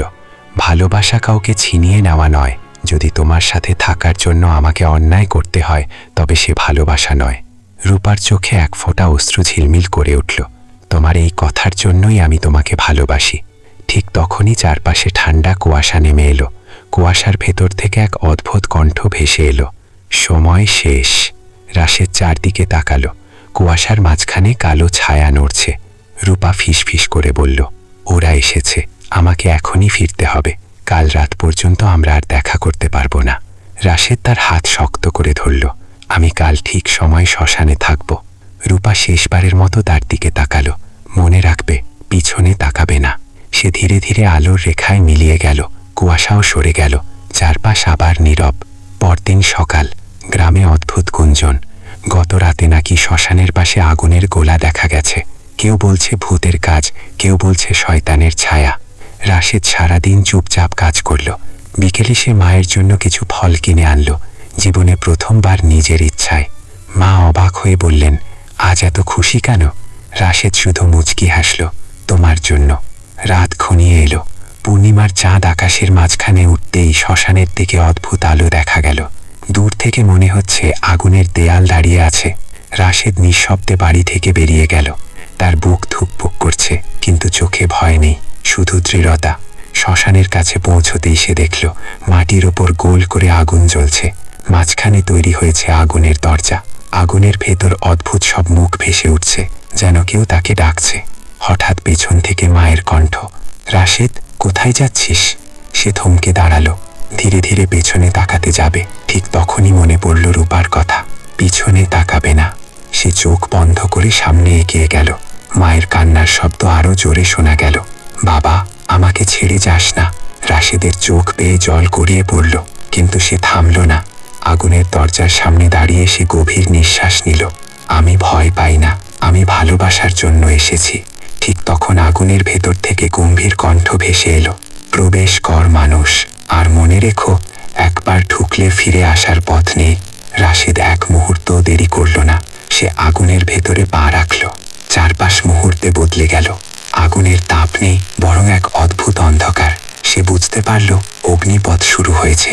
দূরে কোথাও রূপার কান্নার শব্দ, আর অন্যদিকে মায়ের ডাক। সামনে অস্পষ্ট এক পথ, ছায়ায় ঢাকা।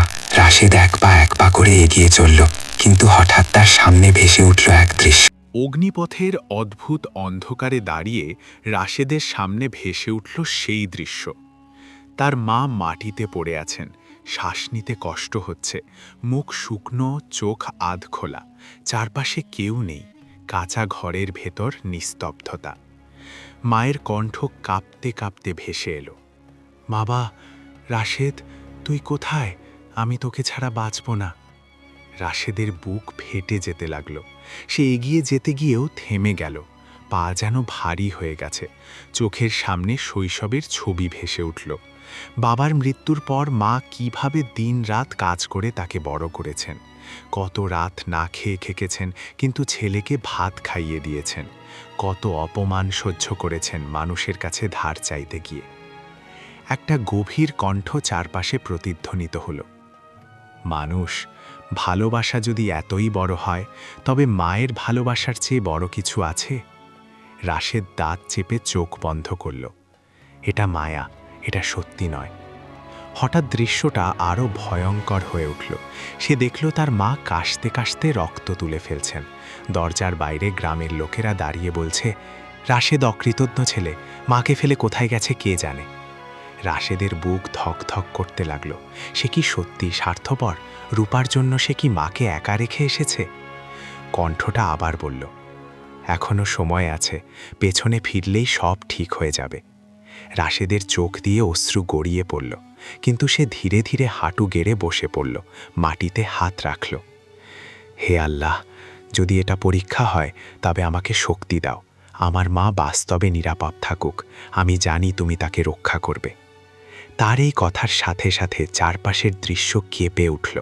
মায়ের চেহারা ঝাপসা হয়ে গেল, কণ্ঠ ম্লান হয়ে এলো। এক ঝটকায় সব অদৃশ্য হয়ে গেল। রাশেদ বুঝল সে প্রথম মায়া পার হয়েছে। অন্ধকারের ভেতর থেকে এবার আগুনের লাল আলো জ্বলে উঠল। সামনে দেখা গেল একটা দীর্ঘ পথ, দুই পাশে আগুনের দেওয়াল। আগুনের শিখাগুলো অদ্ভুতভাবে মানুষের মুখের মতো হয়ে চিৎকার করছে। সে সামনে এগিয়ে গেল। হঠাৎ আগুনের ভেতর থেকে ভেসে উঠল আরেকটা দৃশ্য। সে নিজেই, কিন্তু অন্য রূপে। ভালো পোশাক, বড় বাড়ি, টাকার পাহাড়, পাশে দাঁড়িয়ে আছে গ্রামের মানুষ, সবাই তাকে সম্মান করছে। একটা কণ্ঠ বলল, তুমি যদি রূপাকে ছেড়ে দাও আমরা তোমাকে এই জীবন দেব, তোমার মায়ের চিকিৎসা, সম্মান, ধন, সব কিছু। রাশেদ থমকে গেল। সে কি সারা জীবন অপমান সহ্য করেনি? গ্রামের মোড়ে কতবার তাকে গরিবের ছেলে বলে তুচ্ছ করেছে সবাই। এই প্রস্তাব কি খারাপ? কণ্ঠটা আবার বলল, রূপা তোমার জন্য দুর্ভাগ্য, তাকে ভুলে যাও, আমরা তোমাকে রাজা বানাবো। রাশেদের চোখে আগুন জ্বলে উঠল। আমি কখনো দারিদ্র্যকে লজ্জা মনে করিনি। আমার মা আমাকে শিখিয়েছে মানুষের সম্মান তার টাকায় নয়, তার হৃদয়ে। এই কথা বলতেই আগুনের দেওয়াল কেঁপে উঠল। আগুনের মুখগুলো বিকৃত হয়ে চিৎকার করতে লাগল, তারপর একে একে নিভে গেল। পথটা হঠাৎ অন্ধকার হয়ে গেল। দূরে একটা দরজা দেখা গেল, কালো পাথরের তৈরি। দরজার ওপর অদ্ভুত চিহ্ন খোদাই করা। সে দরজার সামনে পৌঁছাতেই দরজা নিজে থেকে খুলে গেল। ভেতরে বিশাল এক প্রাসাদ, কিন্তু সবকিছু ছায়ায় ঢাকা। মাঝখানে সিংহাসন, সিংহাসনে বসে আছেন এক ভয়ঙ্কর অথচ রাজকীয় চেহারার সত্তা, জিন সর্দার। তার চোখ দুটো জ্বলছে নীল আগুনের মতো। গম্ভীর কণ্ঠে তিনি বললেন, মানুষ, তুমি প্রথম দুটি মায়া পার হয়েছ, সাহস আছে তোমার, কিন্তু শেষ পরীক্ষা সবচেয়ে কঠিন। রাশেদ মাথা নিচু করে বলল, আমি প্রস্তুত। জিন সর্দার হাত তুলে আকাশের দিকে ইশারা করলেন। মুহূর্তে প্রাসাদের মেঝেতে ভেসে উঠল দুটি দরজা। এক দরজায় রূপা দাঁড়িয়ে, তার চোখে কান্না। অন্য দরজায় তার মা দাঁড়িয়ে, ক্লান্ত, দুর্বল, কিন্তু হাসছেন। সর্দার বললেন, এক দরজা বেছে নাও, একটিতে প্রবেশ করলে অন্যটি চিরতরে হারাবে। যদি রূপাকে বেছে নাও তোমার মা তোমাকে ভুলে যাবে, যদি মাকে বেছে নাও রূপা চিরতরে জিন জগতে ফিরে যাবে। রাশেদের মাথা ঘুরে উঠল। এ কেমন নিষ্ঠুর সিদ্ধান্ত! রূপা কাঁদতে কাঁদতে বলল, আমাকে বেছে নাও না রাশেদ, আমি তোমাকে ছাড়া বাঁচব না। মা মৃদু হেসে বললেন, বাবা, তুই সুখে থাকলেই আমি সুখে থাকব। রাশেদের চোখ ঝাপসা হয়ে গেল। সে বুঝতে পারছে না কোনটা সত্যি কোনটা মায়া। সে ধীরে ধীরে হাঁটু গেড়ে বসে পড়ল। হে মহান প্রভু, তুমি জানো আমি কাউকে হারাতে চাই না। ভালোবাসা কাউকে কাঁদিয়ে পাওয়ার নাম নয়। সে মাথা তুলে জিন সর্দারের দিকে তাকালো। আমি কোনো দরজা বেছে নেব না। প্রাসাদ কেঁপে উঠল। সর্দার গর্জে উঠলেন, নিয়ম ভাঙার সাহস করছো? রাশেদ শান্ত কণ্ঠে বলল, যে ভালোবাসা কাউকে কাঁদায় সে ভালোবাসা নয়। আপনি যদি আমাকে সত্যিকারের পরীক্ষা দিতে চান তবে আমাকে এমন পথ দিন যেখানে কাউকে হারাতে না হয়। এক মুহূর্তের জন্য নিস্তব্ধতা নেমে এলো। সর্দারের চোখে অদ্ভুত পরিবর্তন দেখা গেল। দুটি দরজা ধীরে ধীরে মিলিয়ে গেল। সর্দার গম্ভীর গলায় বললেন, মানুষ, তুমি হৃদয়ের সত্য বুঝেছ। তুমি কাউকে ত্যাগ করতে চাওনি, এটাই তোমার শক্তি। ঠিক তখনই প্রাসাদের ভেতর সাদা আলো ছড়িয়ে পড়ল। আলো থেকে বেরিয়ে এলো রূপা, কিন্তু এবার সে আগের চেয়ে আরও উজ্জ্বল। সর্দার উঠে দাঁড়িয়ে বললেন, শেষ সিদ্ধান্ত এখনো হয়নি। তুমি পরীক্ষায় উত্তীর্ণ হয়েছ। জিন সর্দারের বিশাল প্রাসাদের ভেতর হঠাৎ করে চারপাশের আলো নিভে এলো। সাদা আলো মিলিয়ে গিয়ে পুরো দরবার ডুবে গেল গভীর নীল অন্ধকারে। মাঝখানে দাঁড়িয়ে রাশেদ, তার একটু দূরে রূপা, আর সিংহাসনের পাশে কালো ছায়ার মতো দাঁড়িয়ে আছে আজরান। আজরানের চোখ দুটো জ্বলছে দাও দাও আগুনের মতো। তার কণ্ঠ গর্জে উঠল, এই মানুষ আমাদের নিয়ম ভাঙতে চাইছে, তাকে আজ এখানেই শেষ করতে হবে। রূপা আতঙ্কিত হয়ে সামনে এগিয়ে এলো। না, সে পরীক্ষায় উত্তীর্ণ হয়েছে। বাবা, আপনি নিজেই তো স্বীকার করলেন। জিন সর্দার কিছুক্ষণ নীরব রইলেন, তার চোখে দ্বন্দ্ব। তিনি যেন একদিকে নিয়মের শাসক, অন্যদিকে একজন পিতা। আজরান আবার বলল, আপনি যদি আজ দুর্বলতা দেখান তবে জিন জগতের আইন ভেঙে যাবে। কাল থেকে মানুষ আমাদের চ্যালেঞ্জ করবে। রাশেদ সামনে এগিয়ে এসে দৃঢ় গলায় বলল, আমি কাউকে চ্যালেঞ্জ করতে আসিনি, আমি শুধু আমার ভালোবাসাকে রক্ষা করতে এসেছি। আজরান তাচ্ছিল্যের হাসি হাসল। ভালোবাসা? একজন গরিব মানুষের সাহস দেখো। তুমি কি জানো রূপা কে? সে শুধু সর্দারের মেয়ে নয়, সে জিন জগতের শক্তির আধার। তাকে মানুষ জগতে নিয়ে গেলে ভারসাম্য নষ্ট হবে।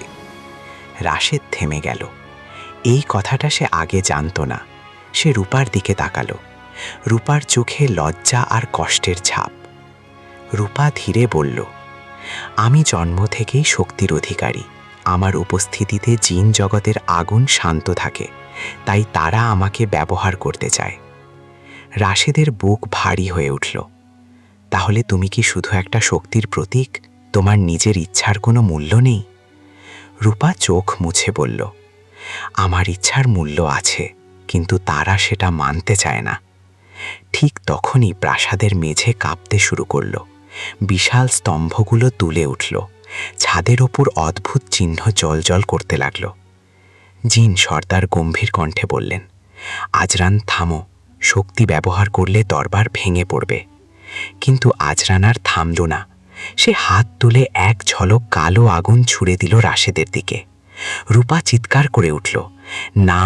সে মুহূর্তে রূপার শরীর থেকে সাদা আলো বিস্ফোরিত হল। কালো আগুন সাদা আলোর সঙ্গে ধাক্কা খেয়ে চারদিকে ছড়িয়ে গেল। দরবার কেঁপে উঠল। রাশেদ মাটিতে পড়ে গেলেও অক্ষত রইল। সে উঠে দাঁড়িয়ে দেখল রূপা কাঁপছে, তার শক্তি কমে যাচ্ছে। আজরান ঠান্ডা কণ্ঠে বলল, দেখছ, মানুষটার জন্য সে নিজের শক্তি নষ্ট করছে। আর একটু চাপ দিলেই সে দুর্বল হয়ে পড়বে। রাশেদের রক্ত গরম হয়ে উঠল। সে চিৎকার করে বলল, আমাকে আঘাত করো, তাকে নয়। আজরান হেসে উঠল, তোমাকে আঘাত করাই তো চাই। সে আবার হাত তুলতেই জিন সর্দার বজ্রের মতো গর্জে উঠলেন। পর্যাপ্ত। এক মুহূর্তে সব কিছু থেমে গেল। কালো আগুন নিভে গেল। প্রাসাদের কাঁপুনি থামল। সর্দার ধীরে ধীরে সিংহাসন থেকে নামলেন। তার পায়ের নিচে নীল আগুনের রেখা জ্বলছে। তিনি রাশেদের সামনে এসে দাঁড়ালেন। মানুষ, তুমি বুঝতে পারছো না, রূপাকে নিয়ে গেলে দুই জগতের ভারসাম্য নষ্ট হবে। কিন্তু তুমি সাহস দেখিয়েছ, হৃদয়ের সত্য দেখিয়েছ, তাই আমি শেষ এক সুযোগ দিচ্ছি। রাশেদ মাথা তুলে বলল, কি সুযোগ? সর্দার বললেন, তোমাকে নির্বাক অগ্নি পার হতে হবে। এটা অগ্নিপথের চেয়েও ভয়ঙ্কর। সেখানে কোনো মায়া থাকবে না, থাকবে শুধু সত্য। তোমার আত্মার গভীরতম ভয়, লুকানো পাপ, অজানা দুর্বলতা সব প্রকাশ প্রকাশ পাবে। রূপা কেঁপে উঠল। বাবা, ও ইতিমধ্যেই অনেক কিছু পার হয়েছে। সর্দার কঠিন গলায় বললেন, শেষ পরীক্ষা ছাড়া সিদ্ধান্ত হবে না। আজরান ঠোঁট বাঁকিয়ে বলল, সে পারবে না। রাশেদ এক মুহূর্তও দেরি করল না। আমি রাজি। রূপা তার হাত ধরে কাঁদতে লাগল। তুমি কেন বারবার মৃত্যুর পথে যাচ্ছ? রাশেদ মৃদু হাসল, কারণ তোমাকে ছাড়া আমার জীবনও তো মৃত্যু। জিন সর্দার হাত তুলে আকাশে ইশারা করলেন। দরবারের মাঝখানে আগুনের এক সরু পথ তৈরি হলো। আগুন নেই, কিন্তু তার চারপাশে নীল শিখা নাচছে। সর্দার বললেন, এই পথের শেষে যদি তুমি দাঁড়িয়ে থাকতে পারো, তবে আমি নিজে তোমাদের সম্পর্ক স্বীকার করব। কিন্তু যদি তুমি পড়ে যাও, তোমার আত্মা চিরতরে এখানে বন্দী থাকবে। রাশেদ গভীর নিঃশ্বাস নিল। সে রূপার দিকে তাকালো। রূপার চোখে ভয়, ভালোবাসা, আশা সব একসাথে। সে ধীরে ধীরে আগুনের পথে পা রাখল। পথে পা দিতেই চারপাশ নিস্তব্ধ হয়ে গেল। কোনো শব্দ নেই, কোনো কণ্ঠ নেই, শুধু নিজের হৃদস্পন্দন। হঠাৎ তার সামনে ভেসে উঠল তার নিজের ছায়া, কিন্তু সেই ছায়া ভিন্ন। তার চোখে লোভ, মুখে ঘৃণা। ছায়াটা বলল, তুমি কি সত্যি নিঃস্বার্থ? তুমি কি রূপাকে ভালোবাসো, নাকি তার সৌন্দর্যকে? রাশেদ থমকে গেল। এই প্রশ্ন সে নিজেকে কখনো করেনি। ছায়া আবার বলল, তুমি কি তার শক্তি চাইছ না? তার মাধ্যমে কি তুমি সম্মান আর ক্ষমতা পেতে চাও না? রাশেদের বুক ধক ধক করতে লাগলো। সে মনে মনে ভাবল, তার ভালোবাসা কি সত্যি নিঃস্বার্থ? ছায়াটা ধীরে ধীরে বড় হতে লাগলো। যদি তোমার ভেতরে সামান্য লোভও থাকে, তবে তুমি পড়ে যাবে। রাশেদ চোখ বন্ধ করল। হে আল্লাহ, যদি আমার ভেতরে কোনো স্বার্থ থাকে, তবে তা মুছে দাও। আমি শুধু তাকে চাই, তার হাসির জন্য, তার হৃদয়ের জন্য। এই কথা বলতেই ছায়াটা কেঁপে উঠল। ধীরে ধীরে গলে গিয়ে মাটিতে মিলিয়ে গেল। কিন্তু পথের শেষ এখনো অনেক দূর। দূরে নির্বাক অগ্নির সরু পথ ক্রমশ সংকীর্ণ হয়ে আসছে। চারপাশে নীল শিখা নাচছে, কিন্তু কোনো শব্দ নেই। এই নীরবতাই যেন সবচেয়ে ভয়ঙ্কর। নিজের হৃদস্পন্দন পর্যন্ত রাশেদের কানে ধাক্কা মারছে। সে এক পা করে এগিয়ে চলেছে। হঠাৎ অনুভব করল পায়ের নিচের মাটি নরম হয়ে আসছে, যেন আগুনের পথ গলে যাচ্ছে। দূরে কুয়াশার মতো আলোয় ভেসে উঠল আরেকটা দৃশ্য। সে দেখল একটা বড় বাড়ি। উঠানে অনেক মানুষ। মাঝখানে সে নিজেই দাঁড়িয়ে আছে, ভালো পোশাক, গলায় সোনার চেন। তার পাশে রূপা, কিন্তু রূপার চোখে হাসি নেই। সে যেন বন্দী। একটা অদৃশ্য কণ্ঠ ফিসফিস করে বলল, তুমি তাকে চাও, কিন্তু কি তুমি তাকে স্বাধীন থাকতে দেবে, নাকি নিজের জীবনের শূন্যতা পূরণের জন্য তাকে বেঁধে রাখবে? রাশেদের বুক ধক করে উঠল। সে কখনো এমনভাবে ভাবেনি। সে কি সত্যিই প্রস্তুত রূপাকে তার মতো থাকতে দেওয়ার জন্য? জিন জগতের শক্তি, তার ভিন্ন সত্তা, সব মেনে নেওয়ার জন্য। দৃশ্যটা আরও স্পষ্ট হল। সে দেখল গ্রামের মানুষ বলছে, রাশেদ ভাগ্য করে পরি পেয়েছে। কেউ কেউ বলছে, নিশ্চয়ই সে কোনো শক্তি ব্যবহার করছে। তার ভেতরে এক মুহূর্তের জন্য গর্বের ঢেউ উঠল। হ্যাঁ, সে তো গরিব ছিল, এখন সবাই তাকে সম্মান করছে। ঠিক তখনই নীল আগুনের শিখা হঠাৎ উঁচু হয়ে উঠল, পথ দুলে উঠল। অদৃশ্য কণ্ঠটা গম্ভীর হয়ে বলল, দেখলে, তোমার ভেতরে এখনও স্বীকৃতির লোভ আছে। রাশেদ দাঁড়িয়ে পড়ল, চোখ বন্ধ করল। সে মনে করল সেই দিনগুলো যখন কেউ তাকে সম্মান দেয়নি। তবুও তার মা বলেছিলেন, মানুষের সম্মান তার কাজে, তার চরিত্রে। সে ধীরে ধীরে বলল, আমি যদি তাকে ভালোবাসি, তবে তাকে নিজের গর্বের অলংকার বানাবো না। আমি চাই সে স্বাধীন থাকুক।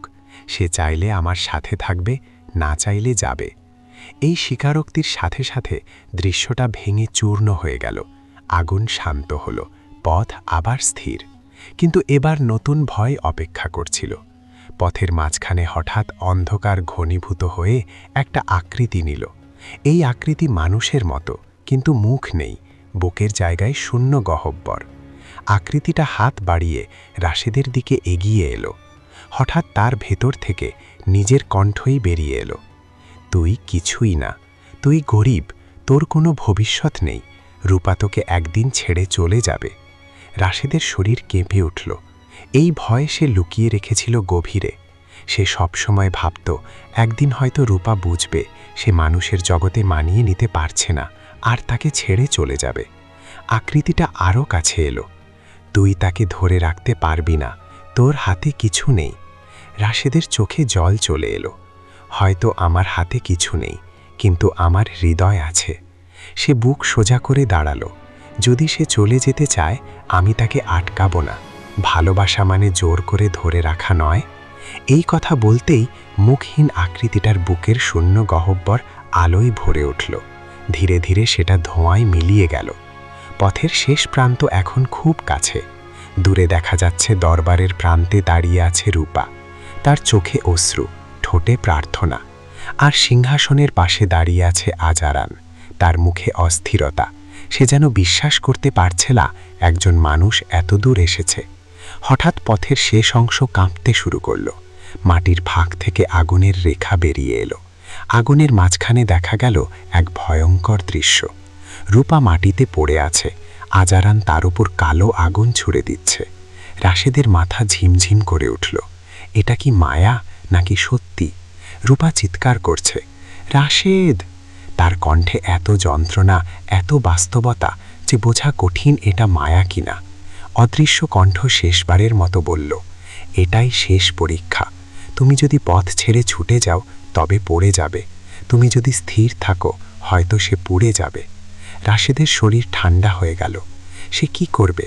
তার হৃদয় বলছে দৌড়াও, তাকে বাঁচাও, কিন্তু তার বুদ্ধি বলছে এটা মায়া হতে পারে। সে চোখ বন্ধ করল। রূপার কথা মনে পড়ল, নির্বাক অগ্নিতে সত্য ছাড়া কিছু থাকবে না। তাহলে কি এটা সত্যিই ঘটছে? সে চোখ খুলে দেখল রূপার চোখ তার চোখের দিকে তাকিয়ে আছে। সেখানে ভয়ের চেয়ে বেশি বিশ্বাস। রাশেদ ধীরে ধীরে হাঁটু গেড়ে বসে পড়ল পথের মাঝখানে। আমি দৌড়াবো না, আমি স্থির থাকব। যদি এটা সত্যি হয় তবে আমার বিশ্বাস তাকে রক্ষা করবে। আগুনের শিখা হঠাৎ তীব্র হয়ে উঠল। চারপাশ আলোয় ভরে গেল। এক বিকট শব্দে সব কিছু ভেঙে পড়ল। পরের মুহূর্তে রাশেদ নিজেকে দাঁড়িয়ে থাকতে দেখল পথের শেষ প্রান্তে। আগুন নিভে গেছে, নীরবতা ফিরে এসেছে। রূপা দৌড়ে এসে তাকে জড়িয়ে ধরল। সে অক্ষত, তার শরীরে কোনো আগুনের চিহ্ন নেই। জিন সর্দার সিংহাসন থেকে উঠে দাঁড়ালেন। তার চোখে বিস্ময়, গর্ব আর গভীর চিন্তার ছাপ। আজারান এক পা পিছিয়ে গেল, তার মুখে অবিশ্বাস। সর্দার গম্ভীর কণ্ঠে বললেন, মানুষ, তুমি নির্বাক অগ্নি পার হয়েছ।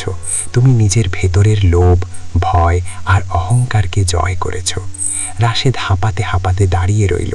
তার শরীর ক্লান্ত, কিন্তু চোখে শান্তি। কিন্তু ঠিক তখনই দরবারের ছাদে কালো মেঘ জমতে শুরু করল। বিদ্যুৎ চমকালো। এক ভয়ঙ্কর কণ্ঠ আকাশ কাঁপিয়ে উঠল, এই সিদ্ধান্ত মানা হবে না। সবাই উপরে তাকালো। জিন জগৎ দরবারের ছাদের ওপরে জমে ওঠা কালো মেঘ ক্রমশ ঘনীভূত হতে লাগল। বিদ্যুৎ চমকাচ্ছে, কিন্তু শব্দ নেই। সেই নিঃশব্দ বজ্রপাত যেন আরও ভয়ঙ্কর। নীল আগুনের স্তম্ভগুলো কেঁপে উঠছে, প্রাসাদের দেয়ালে অদ্ভুত চিহ্নগুলো জ্বলে উঠেছে। আকাশ ফেটে যেন তিনটি বিশাল ছায়ামূর্তি নেমে এলো। তারা পুরোপুরি দৃশ্যমান নয়, ধোঁয়ার মতো, অথচ পাহাড়ের মতো বিশাল। তাদের চোখ দুটো সাদা আগুনের মতো জ্বলছে। জিন সর্দার মাথা নত করলেন। রূপা ফিসফিস করে বলল, ওরা প্রাচীন পরিষদ, জিন জগতের মূল শাসক। এক গম্ভীর বহু কণ্ঠে মিশে থাকা আওয়াজ চারদিকে প্রতিধ্বনিত হল, নিয়ম ভাঙা হয়েছে। আজরান সঙ্গে সঙ্গে সামনে এগিয়ে এলো। প্রাচীনগণ, একজন মানুষকে নির্বাক অগ্নি পার হতে দেওয়া হয়েছে। এটা আমাদের ইতিহাসে হয়নি কখনো। রাশেদ দাঁড়িয়ে আছে রূপার হাত ধরে। তার শরীর ক্লান্ত, কিন্তু চোখ স্থির। পরিষদের কণ্ঠ আবার গর্জে উঠল, মানুষ, তুমি সাহস দেখিয়েছ, কিন্তু সাহসী যথেষ্ট নয়। দুই জগতের মিলন ভারসাম্য ভেঙে দিতে পারে। জিন সর্দার এবার মাথা তুলে বললেন, সে পরীক্ষায় উত্তীর্ণ হয়েছে, আমি তাকে কথা দিয়েছি। এক মুহূর্তের জন্য দরবারে নিস্তব্ধতা। তারপর পরিষদের এক ছায়া বলল, কথা ব্যক্তিগত হতে পারে, কিন্তু আইন সর্বজনীন। রূপা এগিয়ে এসে কাঁপা গলায় বলল, আমি তাকে ভালোবাসি। আমি স্বেচ্ছায় মানুষের জগতে যেতে চাই। ছায়াগুলোর ভেতর অদ্ভুত আলোড়ন দেখা গেল। তুমি শক্তির আধার, তোমার উপস্থিতিতে অগ্নি শান্ত থাকে। তুমি গেলে জিন জগতে অস্থিরতা সৃষ্টি হবে। রাশেদ প্রথমবার পরিষদের দিকে সরাসরি তাকালো। যদি তার শক্তি ভারসাম্য রক্ষা করে, তবে সেই ভারসাম্য কি শুধুই ভয় দিয়ে টিকে আছে? ভালোবাসা কি শক্তি হতে পারে না? এই সাহসী কথায় দরবার কেঁপে উঠল। আজরান দাঁত চেপে বলল, চুপ কর, তুমি আমাদের নিয়ম শেখাবে? পরিষদের কণ্ঠ এবার গভীরতর হল। মানস, তুমি বড় কথা বলছ, তবে আমরা পরীক্ষা ছাড়া সিদ্ধান্ত দেব না। আকাশের মেঘ থেকে হঠাৎ এক বিশাল আলোর বৃত্ত নেমে এলো। দরবারের মাঝখানে তৈরি হলো এক স্বচ্ছ প্রাচীর। তার ভেতরে ভেসে উঠল দুই জগতের দৃশ্য। একদিকে মানুষের গ্রাম, রাশেদের কাঁচা ঘর, তার মা একা বসে আছেন, ছেলের জন্য দোয়া করছেন। অন্যদিকে জিন জগৎ, আগুনের নদী অস্থির হয়ে উঠছে, আগুনের ঢেউ আকাশ ছুঁতে চাইছে। পরিষদ বলল, দেখো, যদি রূপা চলে যায়, এই আগুন নিয়ন্ত্রণ হারাবে, বহু জিন ধ্বংস হবে। রূপার চোখ ভিজে উঠল। আমি কি তাহলে বন্দী? আমার ভালোবাসার জন্য এত প্রাণ যাবে? রাশেদের বুক ভারী হয়ে গেল। সে কি শুধু নিজের সুখের জন্য একটি জগতের ক্ষতি করবে? পরিষদ আবার বলল, তোমাদের মিলন চাইলে একটি ত্যাগ প্রয়োজন। আজরানের চোখে হঠাৎ ঝিলিক দেখা গেল। সে যেন এই কথার অপেক্ষাতেই ছিল। রাশেদ ধীরে বলল, কিসের ত্যাগ? আকাশ থেকে নেমে এলো ভয়ঙ্কর সিদ্ধান্ত। মানুষ, তুমি যদি রূপাকে চাও, তবে তোমাকে মানুষের জগৎ ছেড়ে দিতে হবে। তুমি আর মানুষ থাকবে না। তোমার আত্মা জিন জগতে বাধা পড়বে। তুমি তোমার মা, তোমার পৃথিবী সব ভুলে যাবে। রূপা চিৎকার করে উঠল, না, এটা নয়। রাশেদের মাথা ঘুরে উঠল। মানুষের জগৎ ছেড়ে দেওয়া মানে তার মাকে চিরতরে হারানো। তার শৈশব, তার মাটি, তার আকাশ সব শেষ। পরিষদের কণ্ঠ ঠান্ডা। এটাই একমাত্র উপায়, নইলে এই সম্পর্ক ভেঙে দিতে হবে। দরবারে নিস্তব্ধতা নেমে এলো। রূপা কাঁদতে কাঁদতে বলল, আমি চাই না তুমি আমার জন্য সব হারাও। রাশেদ ধীরে ধীরে তার মুখ দু হাতে ধরল। ভালোবাসা যদি ত্যাগ না জানে, তবে সে ভালোবাসা নয়। রূপা মাথা নেড়ে বলল, না, আমি তোমাকে মানুষ হিসেবেই ভালোবেসেছি, তোমার মাটির গন্ধ, তোমার সংগ্রাম, সব কিছু নিয়ে। আমি চাই না তুমি বদলে যাও। জিন সর্দার নীরবে সব দেখছেন, তার চোখে কষ্টের ছাপ। আজরান এগিয়ে এসে বলল, মানুষ, সিদ্ধান্ত নাও এখনই। রাশেদ চোখ বন্ধ করল। সে কল্পনা করল তার মা একা বসে আছেন, হয়তো ছেলের অপেক্ষায়। সে কল্পনা করল রূপা তার পাশে, কিন্তু সে আর মানুষ নয়। দুটি জগতের মাঝখানে দাঁড়িয়ে সে বুঝল এই সিদ্ধান্ত শুধু তার নয়, এটা দুই জগতের ভবিষ্যৎ। হঠাৎ সে চোখ খুলে পরিষদের দিকে তাকালো। আমি মানুষ হয়েই তাকে ভালোবাসি, আমি মানুষ হয়েই তার পাশে থাকতে চাই। যদি আমার পরিবর্তন প্রয়োজন হয়, তবে সেই পরিবর্তন হোক হৃদয়ের, সত্তার নয়। পরিষদ স্তব্ধ হয়ে গেল। আজরান অবিশ্বাসে তাকিয়ে রইল। রাশেদ আবার বলল, আমি আমার মা, আমার মাটি ত্যাগ করব না, কিন্তু আমি রূপাকেও ত্যাগ করব না।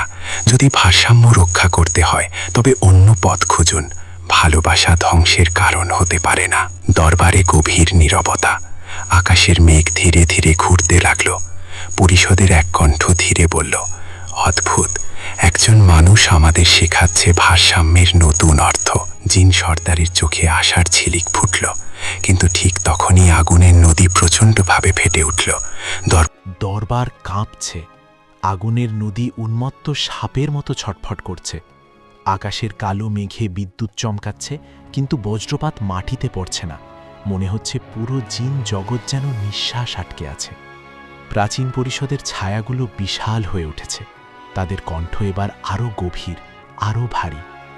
সময় শেষের পথে, ভারসাম্য টলছে। রূপা রাশেদের হাত শক্ত করে ধরে আছে, তার আঙুল কাঁপছে। কিছু একটা করো, সে ফিসফিস করে বলল, যেন তার বিশ্বাসের শেষ আশ্রয় রাশেদই। রাশেদের ভেতরে ঝড় বয়ে যাচ্ছে। সে বুঝতে পারছে এটা আর শুধু তাদের প্রেমের প্রশ্ন নয়, এটা দুই জগতের অস্তিত্বের প্রশ্ন। হঠাৎ তার মনে পড়ল সেই প্রথম দিন, কদম গাছের নিচে রূপাকে প্রথম দেখার মুহূর্ত। তার চোখে তখনও ভয় ছিল না, ছিল কৌতূহল আর মায়া। সে তাকে কখনো শক্তির প্রতীক হিসাবে দেখেনি, দেখেছে একজন মানুষ, একজন সত্তা হিসেবে। সে ধীরে ধীরে সামনে এগিয়ে এলো, প্রাচীন পরিষদের দিকে তাকিয়ে বলল, আপনারা বলছেন ভারসাম্য নষ্ট হবে, কিন্তু এই ভারসাম্য কি একজনের ওপর নির্ভর করে থাকা উচিত? দরবারে হালকা গুঞ্জন উঠল। পরিষদের এক কণ্ঠ বলল, রূপা অগ্নির ধারক, তার হৃদয়ের আলো জিন আগুনকে শান্ত রাখে। রাশেদ মাথা নত করল। তাহলে তাকে বন্দি করে রাখলে কি সে আলো চিরদিন থাকবে?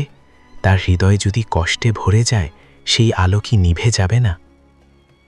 এই প্রশ্নে প্রাসাদের বাতাস ভারী হয়ে উঠল। জিন সর্দার ধীরে ধীরে বললেন, সে সত্য বলছে। আজরান তৎক্ষণাৎ প্রতিবাদ করল, না, আবেগ দিয়ে আইন চলে না। রাশেদ এবার সরাসরি আজরানের দিকে তাকাল। আইন যদি হৃদয়কে হত্যা করে, তবে সে আইন টেকে না। পরিষদের ছায়াগুলো নড়ে চড়ে উঠল। আগুনের নদী হঠাৎ এক মুহূর্তের জন্য শান্ত হয়ে এলো, যেন তারাও শুনছে। হঠাৎ রূপা হাঁটু গেড়ে বসে পড়ল। তার শরীর থেকে সাদা আলো বেরোতে শুরু করল। সে চোখ বন্ধ করে বলল, আমি যদি সত্যি ভারসাম্যের উৎস হই, তবে আমি নিজেই আমার শক্তিকে ভাগ করে দেব। আমি দুই জগতের মাঝে এক সেতু হব। সবাই স্তব্ধ। আজরান বিস্ময়ে বলল, এটা অসম্ভব। শক্তি ভাগ করলে তুমি দুর্বল হয়ে পড়বে। রূপা শান্ত কণ্ঠে বলল, শক্তি যদি ভালোবাসার জন্য ব্যবহার না হয়, তবে তার মূল্য কি? তার শরীর থেকে বের হওয়া আলো আকাশের দিকে উঠতে লাগল। আগুনের নদী ধীরে ধীরে স্থির হয়ে এলো। মেঘের ভেতর বিদ্যুৎ শান্ত হয়ে গেল। প্রাচীন পরিষদের কণ্ঠ এবার মৃদু। তুমি কি বুঝতে পারছো এর ফল কি হতে পারে? তুমি আর পুরোপুরি জিন থাকবে না, পুরোপুরি মানুষও না। রূপা চোখ খুলে রাশেদের দিকে তাকালো। আমি তার সাথে থাকব, কিন্তু নিজের সত্তা হারিয়ে নয়। আমি দুই জগতের মাঝখানে দাঁড়িয়ে থাকব।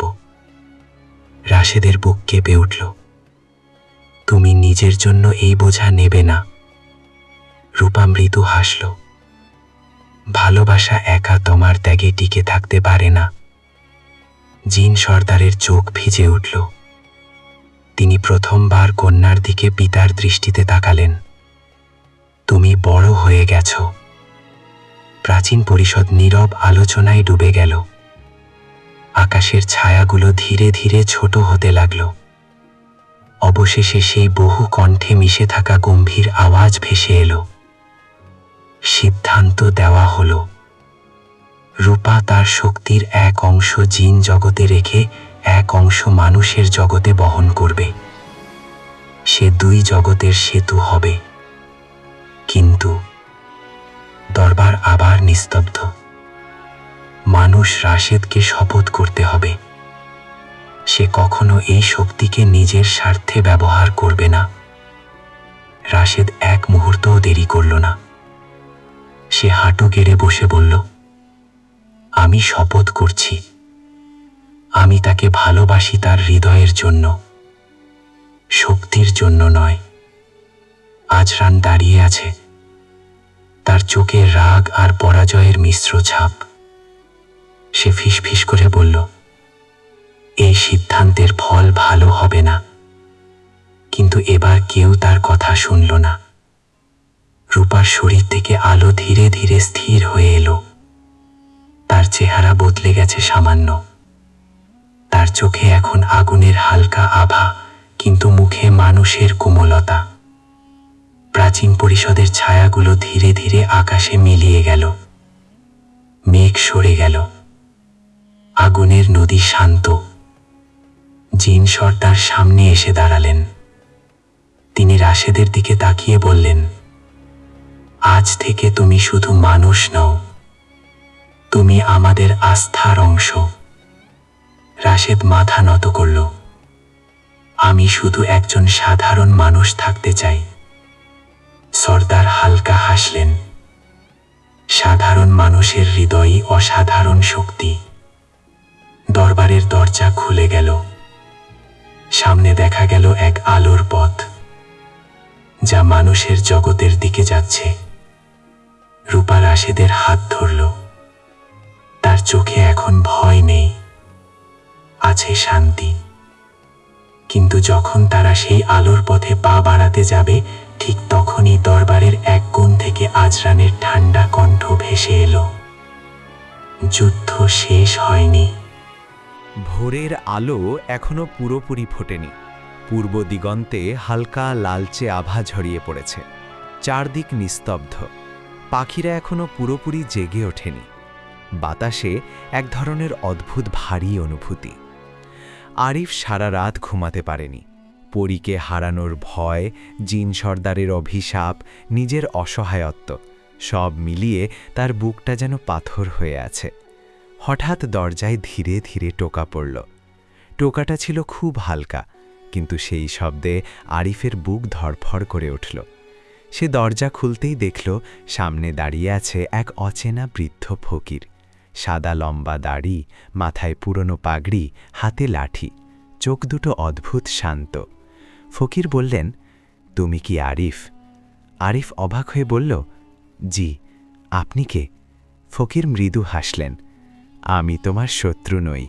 আমি জানি তুমি কাকে ভালোবাসো। আমি জানি আজ রাতে কি হতে যাচ্ছে। আরিফের বুক কেঁপে উঠল। আপনি জানেন? তাহলে বলুন আমি কিভাবে ওকে বাঁচাবো? ফকির একটু দূরে গিয়ে বসলেন।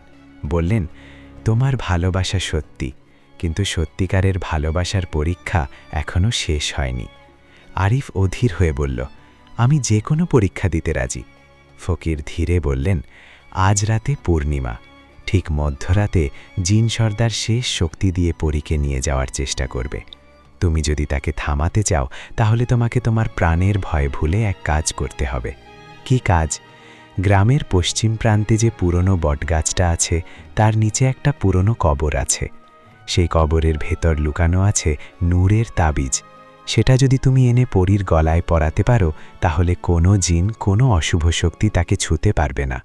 আরিফ চমকে উঠল, কিন্তু কবর খুলব কিভাবে? আর এটা কি ঠিক হবে? ফকির বললেন, ওটা সাধারণ কবর নয়। ওখানে এক দরবেশকে দাফন করা হয়েছিল, যিনি মানুষ আর জিনের মাঝখানে শান্তির বার্তা নিয়ে এসেছিলেন। তার অনুমতি ছাড়া কেউ তাবিজ পাবে না। তুমি যদি সত্যি ভালোবাসো, দরবেশের আত্মা নিজেই পথ খুলে দেবে। এই বলে ফকির উঠে দাঁড়ালেন। আরিফ বলল, আপনি কে? আপনার নামটা তো বলুন। ফকির মৃদু হাসলেন, যে ভালোবাসার পথে চলে সে একা থাকে না। এই বলে তিনি চলে গেলেন। মুহূর্তের মধ্যেই কুয়াশার ভেতর মিলিয়ে গেলেন। আরিফ বুঝতে পারল এটা সাধারণ মানুষ নয়, আল্লাহর পাঠানো কোনো সাহায্য হয়তো। সে দেরি করল না। দুপুর পর্যন্ত অপেক্ষা না করে বিকেলের আগেই পশ্চিম প্রান্তের দিকে রওনা দিল। পুরনো বটগাছটা অনেক দূর থেকেই দেখা যায়। গাছটা যেন শত বছরের সাক্ষী। তার শেকড়গুলো মাটির উপর ছড়িয়ে আছে সাপের মতো। কবরটা ছিল গাছের ঠিক পেছনে। ছোট্ট মাটির ঢিবি, উপরে কোনো নাম নেই। আরিফ ধীরে ধীরে এগিয়ে গেল। তার বুক কাঁপছে। সে হাত তুলে বলল, হে আল্লাহ, যদি আমার ভালোবাসা সত্যি হয়, যদি আমি কোনো অন্যায় না করে থাকি, তাহলে আমাকে সাহায্য করুন। হঠাৎ বাতাস জোরে বইতে শুরু করল। গাছের পাতা কাঁপতে লাগল। আকাশে কালো মেঘ জমল। কবরের মাটি নিজে থেকেই ফেটে গেল। আরিফ হতবাক হয়ে দাঁড়িয়ে রইল। মাটির ভেতর থেকে একটা ছোট কাঠের বাক্স বেরিয়ে এলো। বাক্সটা পুরনো, কিন্তু তার চারপাশে হালকা সোনালি আলো জ্বলছে। আরিফ কাঁপা হাতে বাক্সটা তুলল। ঠিক তখনই এক গম্ভীর কণ্ঠ ভেসে এলো, মানুষের ছেলে, তুমি কেন এই তাবিজ নিতে চাও? চারদিক তাকিয়ে সে কাউকে দেখতে পেল না। আমি আমার প্রিয় মানুষটাকে বাঁচাতে চাই। আমি তাকে ছাড়া বাঁচতে পারবো না। আমি তাকে কোনো শক্তির হাতে হারাতে চাই না। কণ্ঠ আবার বলল, ভালোবাসা মানে কি শুধু পাওয়া? আরিফ চোখে পানি নিয়ে বলল, না, ভালোবাসা মানে তার সুখ। সে যদি আমার পাশে না থেকেও সুখে থাকে, তবুও আমি খুশি। কিন্তু তাকে জোর করে নিয়ে যাওয়া অন্যায়। আমি শুধু অন্যায়ের বিরুদ্ধে দাঁড়াতে চাই। কিছুক্ষণ নিস্তব্ধতা। তারপর কণ্ঠটা নরম হয়ে গেল, তোমার মন পরিষ্কার, তাবিজ তোমার, কিন্তু মনে রেখো, এটা শক্তি নয়, এটা বিশ্বাসের প্রতীক। বিশ্বাস ভেঙে গেলে তাবিজও কাজ করবে না। হঠাৎ আলোটা উজ্জ্বল হয়ে আবার নিভে গেল। সব কিছু স্বাভাবিক। আরিফ বাক্স খুলে দেখল ভেতরে এক ছোট রূপার তাবিজ, মাঝখানে নীল পাথর বসানো। তাবিজটা হাতে নিতেই তার শরীর জুড়ে এক ধরনের শান্তি নেমে এলো। সে তাড়াতাড়ি বাড়ির দিকে ফিরল। রাত ঘনিয়ে এলো, পূর্ণিমার চাঁদ আকাশে উঠেছে, চারদিক সাদা আলোয় ভরে গেছে। পরী চুপচাপ উঠোনে দাঁড়িয়ে, তার চোখে ভয়। আজ ওরা আসবে। আরিফ এগিয়ে এসে বলল, আমি আছি। ঠিক তখনই আকাশ কালো হয়ে গেল, চাঁদের আলো ম্লান হয়ে গেল। হঠাৎ চারদিক ঘূর্ণিঝড়ের মতো ঘুরতে লাগল। জিন সর্দারের গর্জন শোনা গেল। পরী, সময় শেষ। এক বিশাল কালো ছায়া নেমে এলো আকাশ থেকে। পরী কাঁপতে লাগল। আরিফ দেরি না করে তাবিজটা তার গলায় পরিয়ে দিল। মুহূর্তের মধ্যে নীল আলো চারদিকে ছড়িয়ে পড়ল। জিন সর্দার চিৎকার করে উঠল, অসম্ভব, এটা কি শক্তি! নীল আলো একটা ঢাল তৈরি করল পরীর চারপাশে। জিন সর্দার যত শক্তি প্রয়োগ করল ততই আলো উজ্জ্বল হতে লাগল। আরিফ চিৎকার করে বলল, ভালোবাসা জোর করে কেড়ে নেওয়া যায় না। জিন সর্দার গর্জে উঠল, মানুষ, তুমি ভাবছো তুমি জিতে যাচ্ছ, এটা শেষ নয়। হঠাৎ সে এক অদ্ভুত মন্ত্র পড়তে লাগলো। আকাশে বিদ্যুৎ চমকালো, মাটি কাঁপতে লাগলো, নীল আলো কাঁপতে শুরু করলো। পরী কাঁপতে কাঁপতে বলল, আরিফ, আমি ভয় পাচ্ছি। আরিফ তার হাত শক্ত করে ধরল, আমি আছি, কিছু হবে না। কিন্তু হঠাৎ জিন সর্দার নিজের বুক থেকে আগুনের মতো লাল আলো বের করে তাবিজের দিকে ছুঁড়ে মারল। তাবিজে ফাটল ধরল, নীল আলো দুর্বল হয়ে গেল। আরিফের বুক কেঁপে উঠল। জিন সর্দার হেসে উঠল, বিশ্বাস দুর্বল হলে এই শক্তি ভেঙে যায়। পরী হঠাৎ চিৎকার করে বলল, না, আমাদের বিশ্বাস দুর্বল নয়। সে চোখ বন্ধ করে দোয়া পড়তে লাগলো। আরিফও চোখ বন্ধ করল। হঠাৎ তাদের চারপাশে আবার আলো জ্বলে উঠল, এইবার আগের চেয়ে আরো উজ্জ্বল। জিন সর্দার পিছিয়ে গেল। কিন্তু ঠিক তখনই এক ভয়ঙ্কর ঘটনা ঘটল। আকাশ যেন ছিঁড়ে গেছে। পূর্ণিমার সাদা আলো মুহূর্তেই গ্রাস করেছে এক গাঢ় নীল কালো অন্ধকার।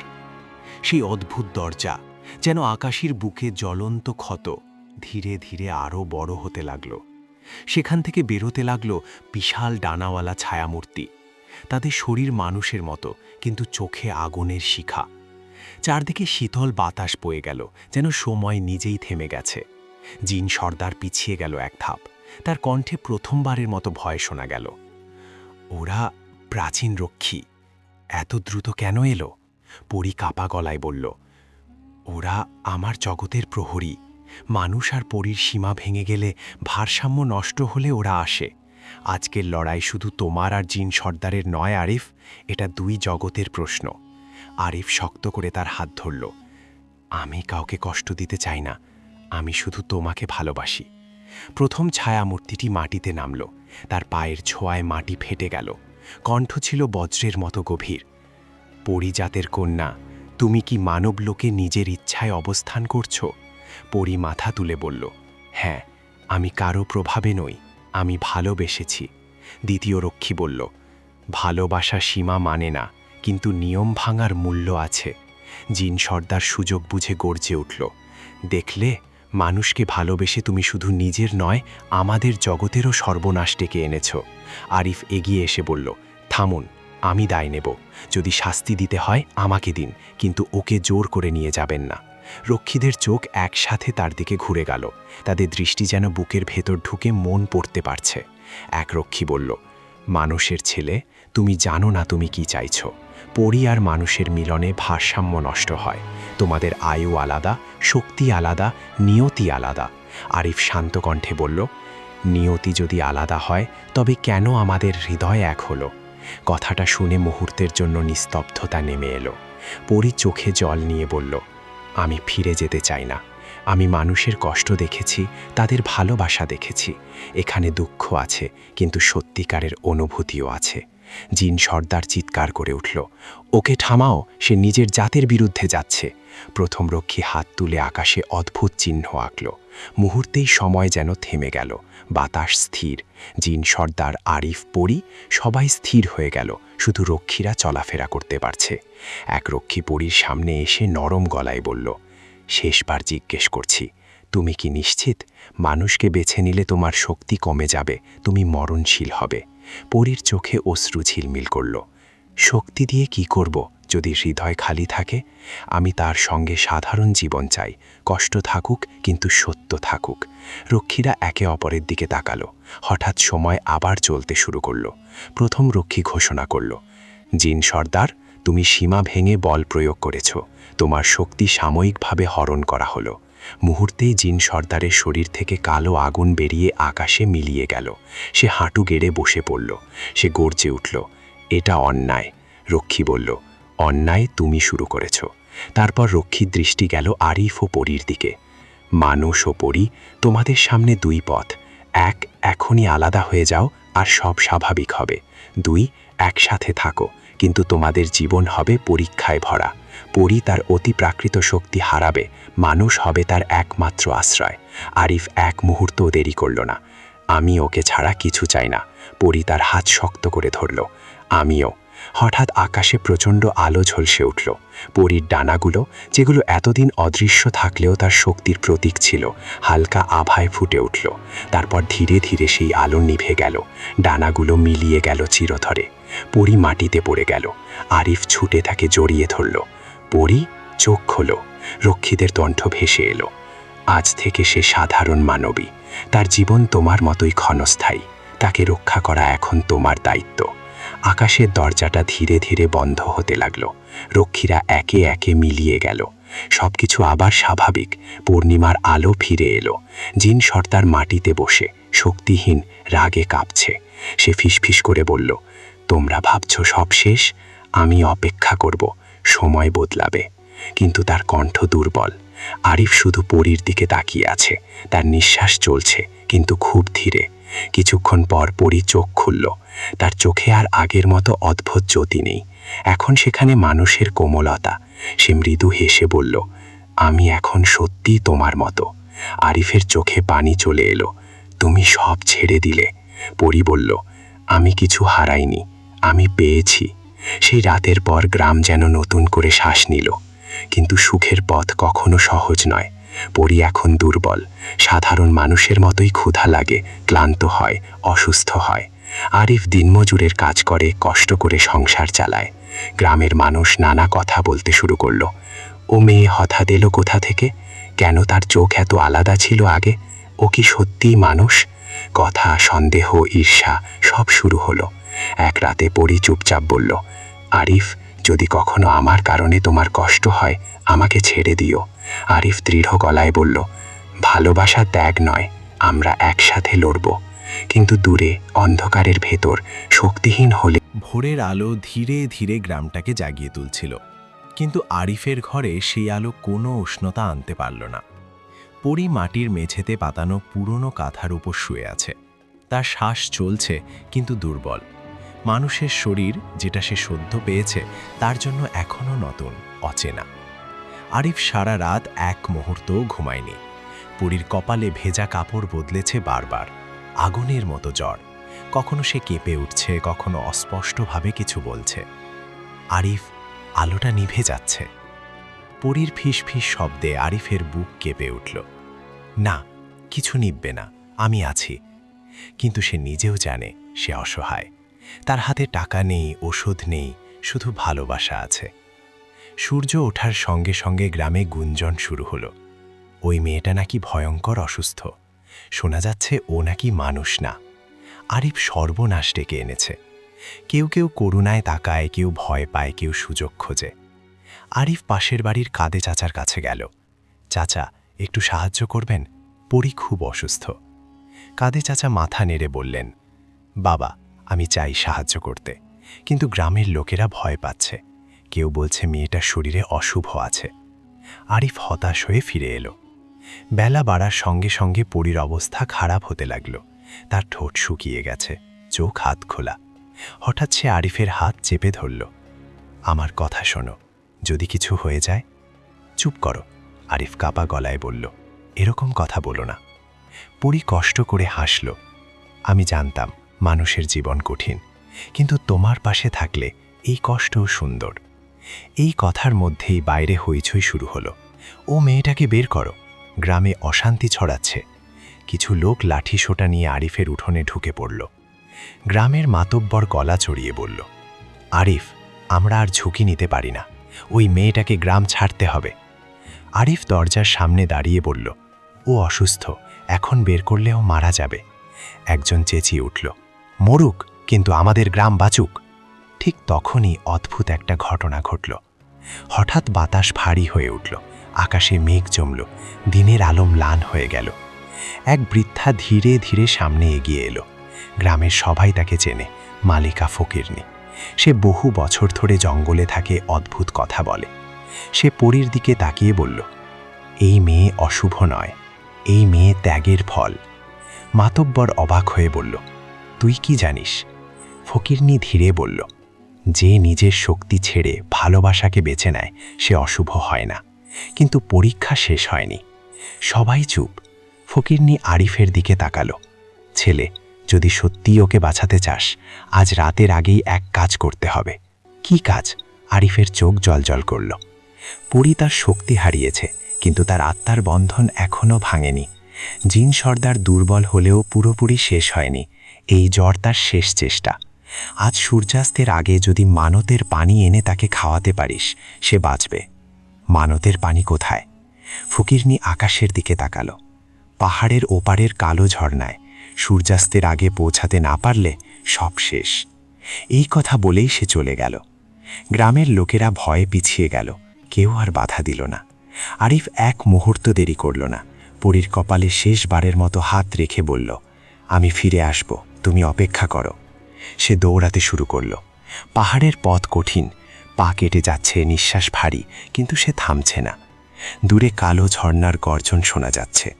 ঠিক তখনই অদৃশ্য অন্ধকারের ভেতর এক দুর্বল কিন্তু কুটিল হাসি ভেসে এলো। দৌড়াও মানুষ, সময় খুব কম। জিন সর্দারের কণ্ঠ। আরিফ দাঁত চেপে দৌড়ালো। সূর্য ধীরে ধীরে হেলে পড়ছে। ঝর্ণা সামনে, কিন্তু ঝর্ণার সামনে দাঁড়িয়ে আছে এক ছায়ামূর্তি। আগের চেয়ে দুর্বল, কিন্তু এখনও। সূর্য ঠিক পশ্চিম আকাশে হেলে পড়েছে। লালচে আলো পাহাড়ের গায়ে আগুনের মতো ছলমল করছে। কালো ঝর্ণার গর্জন যেন সময়ের শেষ ঘণ্টা বাজাচ্ছে। ঝর্ণার সামনে দাঁড়িয়ে আরিফ, তার বুক ধড়ফড় করছে। সামনে দুর্বল কিন্তু এখনো ভয়ঙ্কর জিন সর্দার।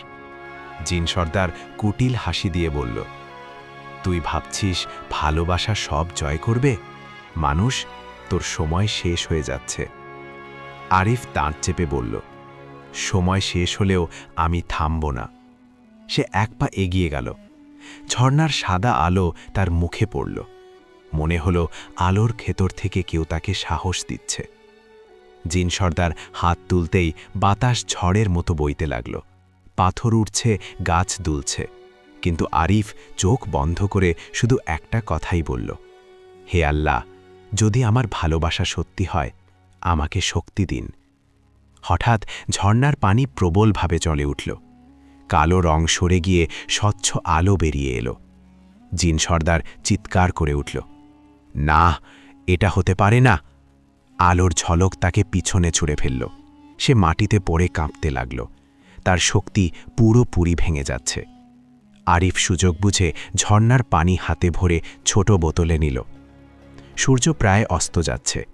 সে পাগলের মতো দৌড়াতে লাগল। পাহাড়, কাঁটা, পাথর কিছুই তাকে থামাতে পারল না। গ্রামে পৌঁছাতে পৌঁছাতে সূর্যের শেষ আলো মাটিতে পড়ছে। তার ঘরের সামনে নীরবতা, বাতাস ভারী। আরিফ ছুটে ভেতরে ঢুকল।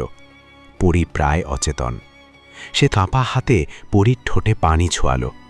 1 ফোঁটা, 2 ফোঁটা।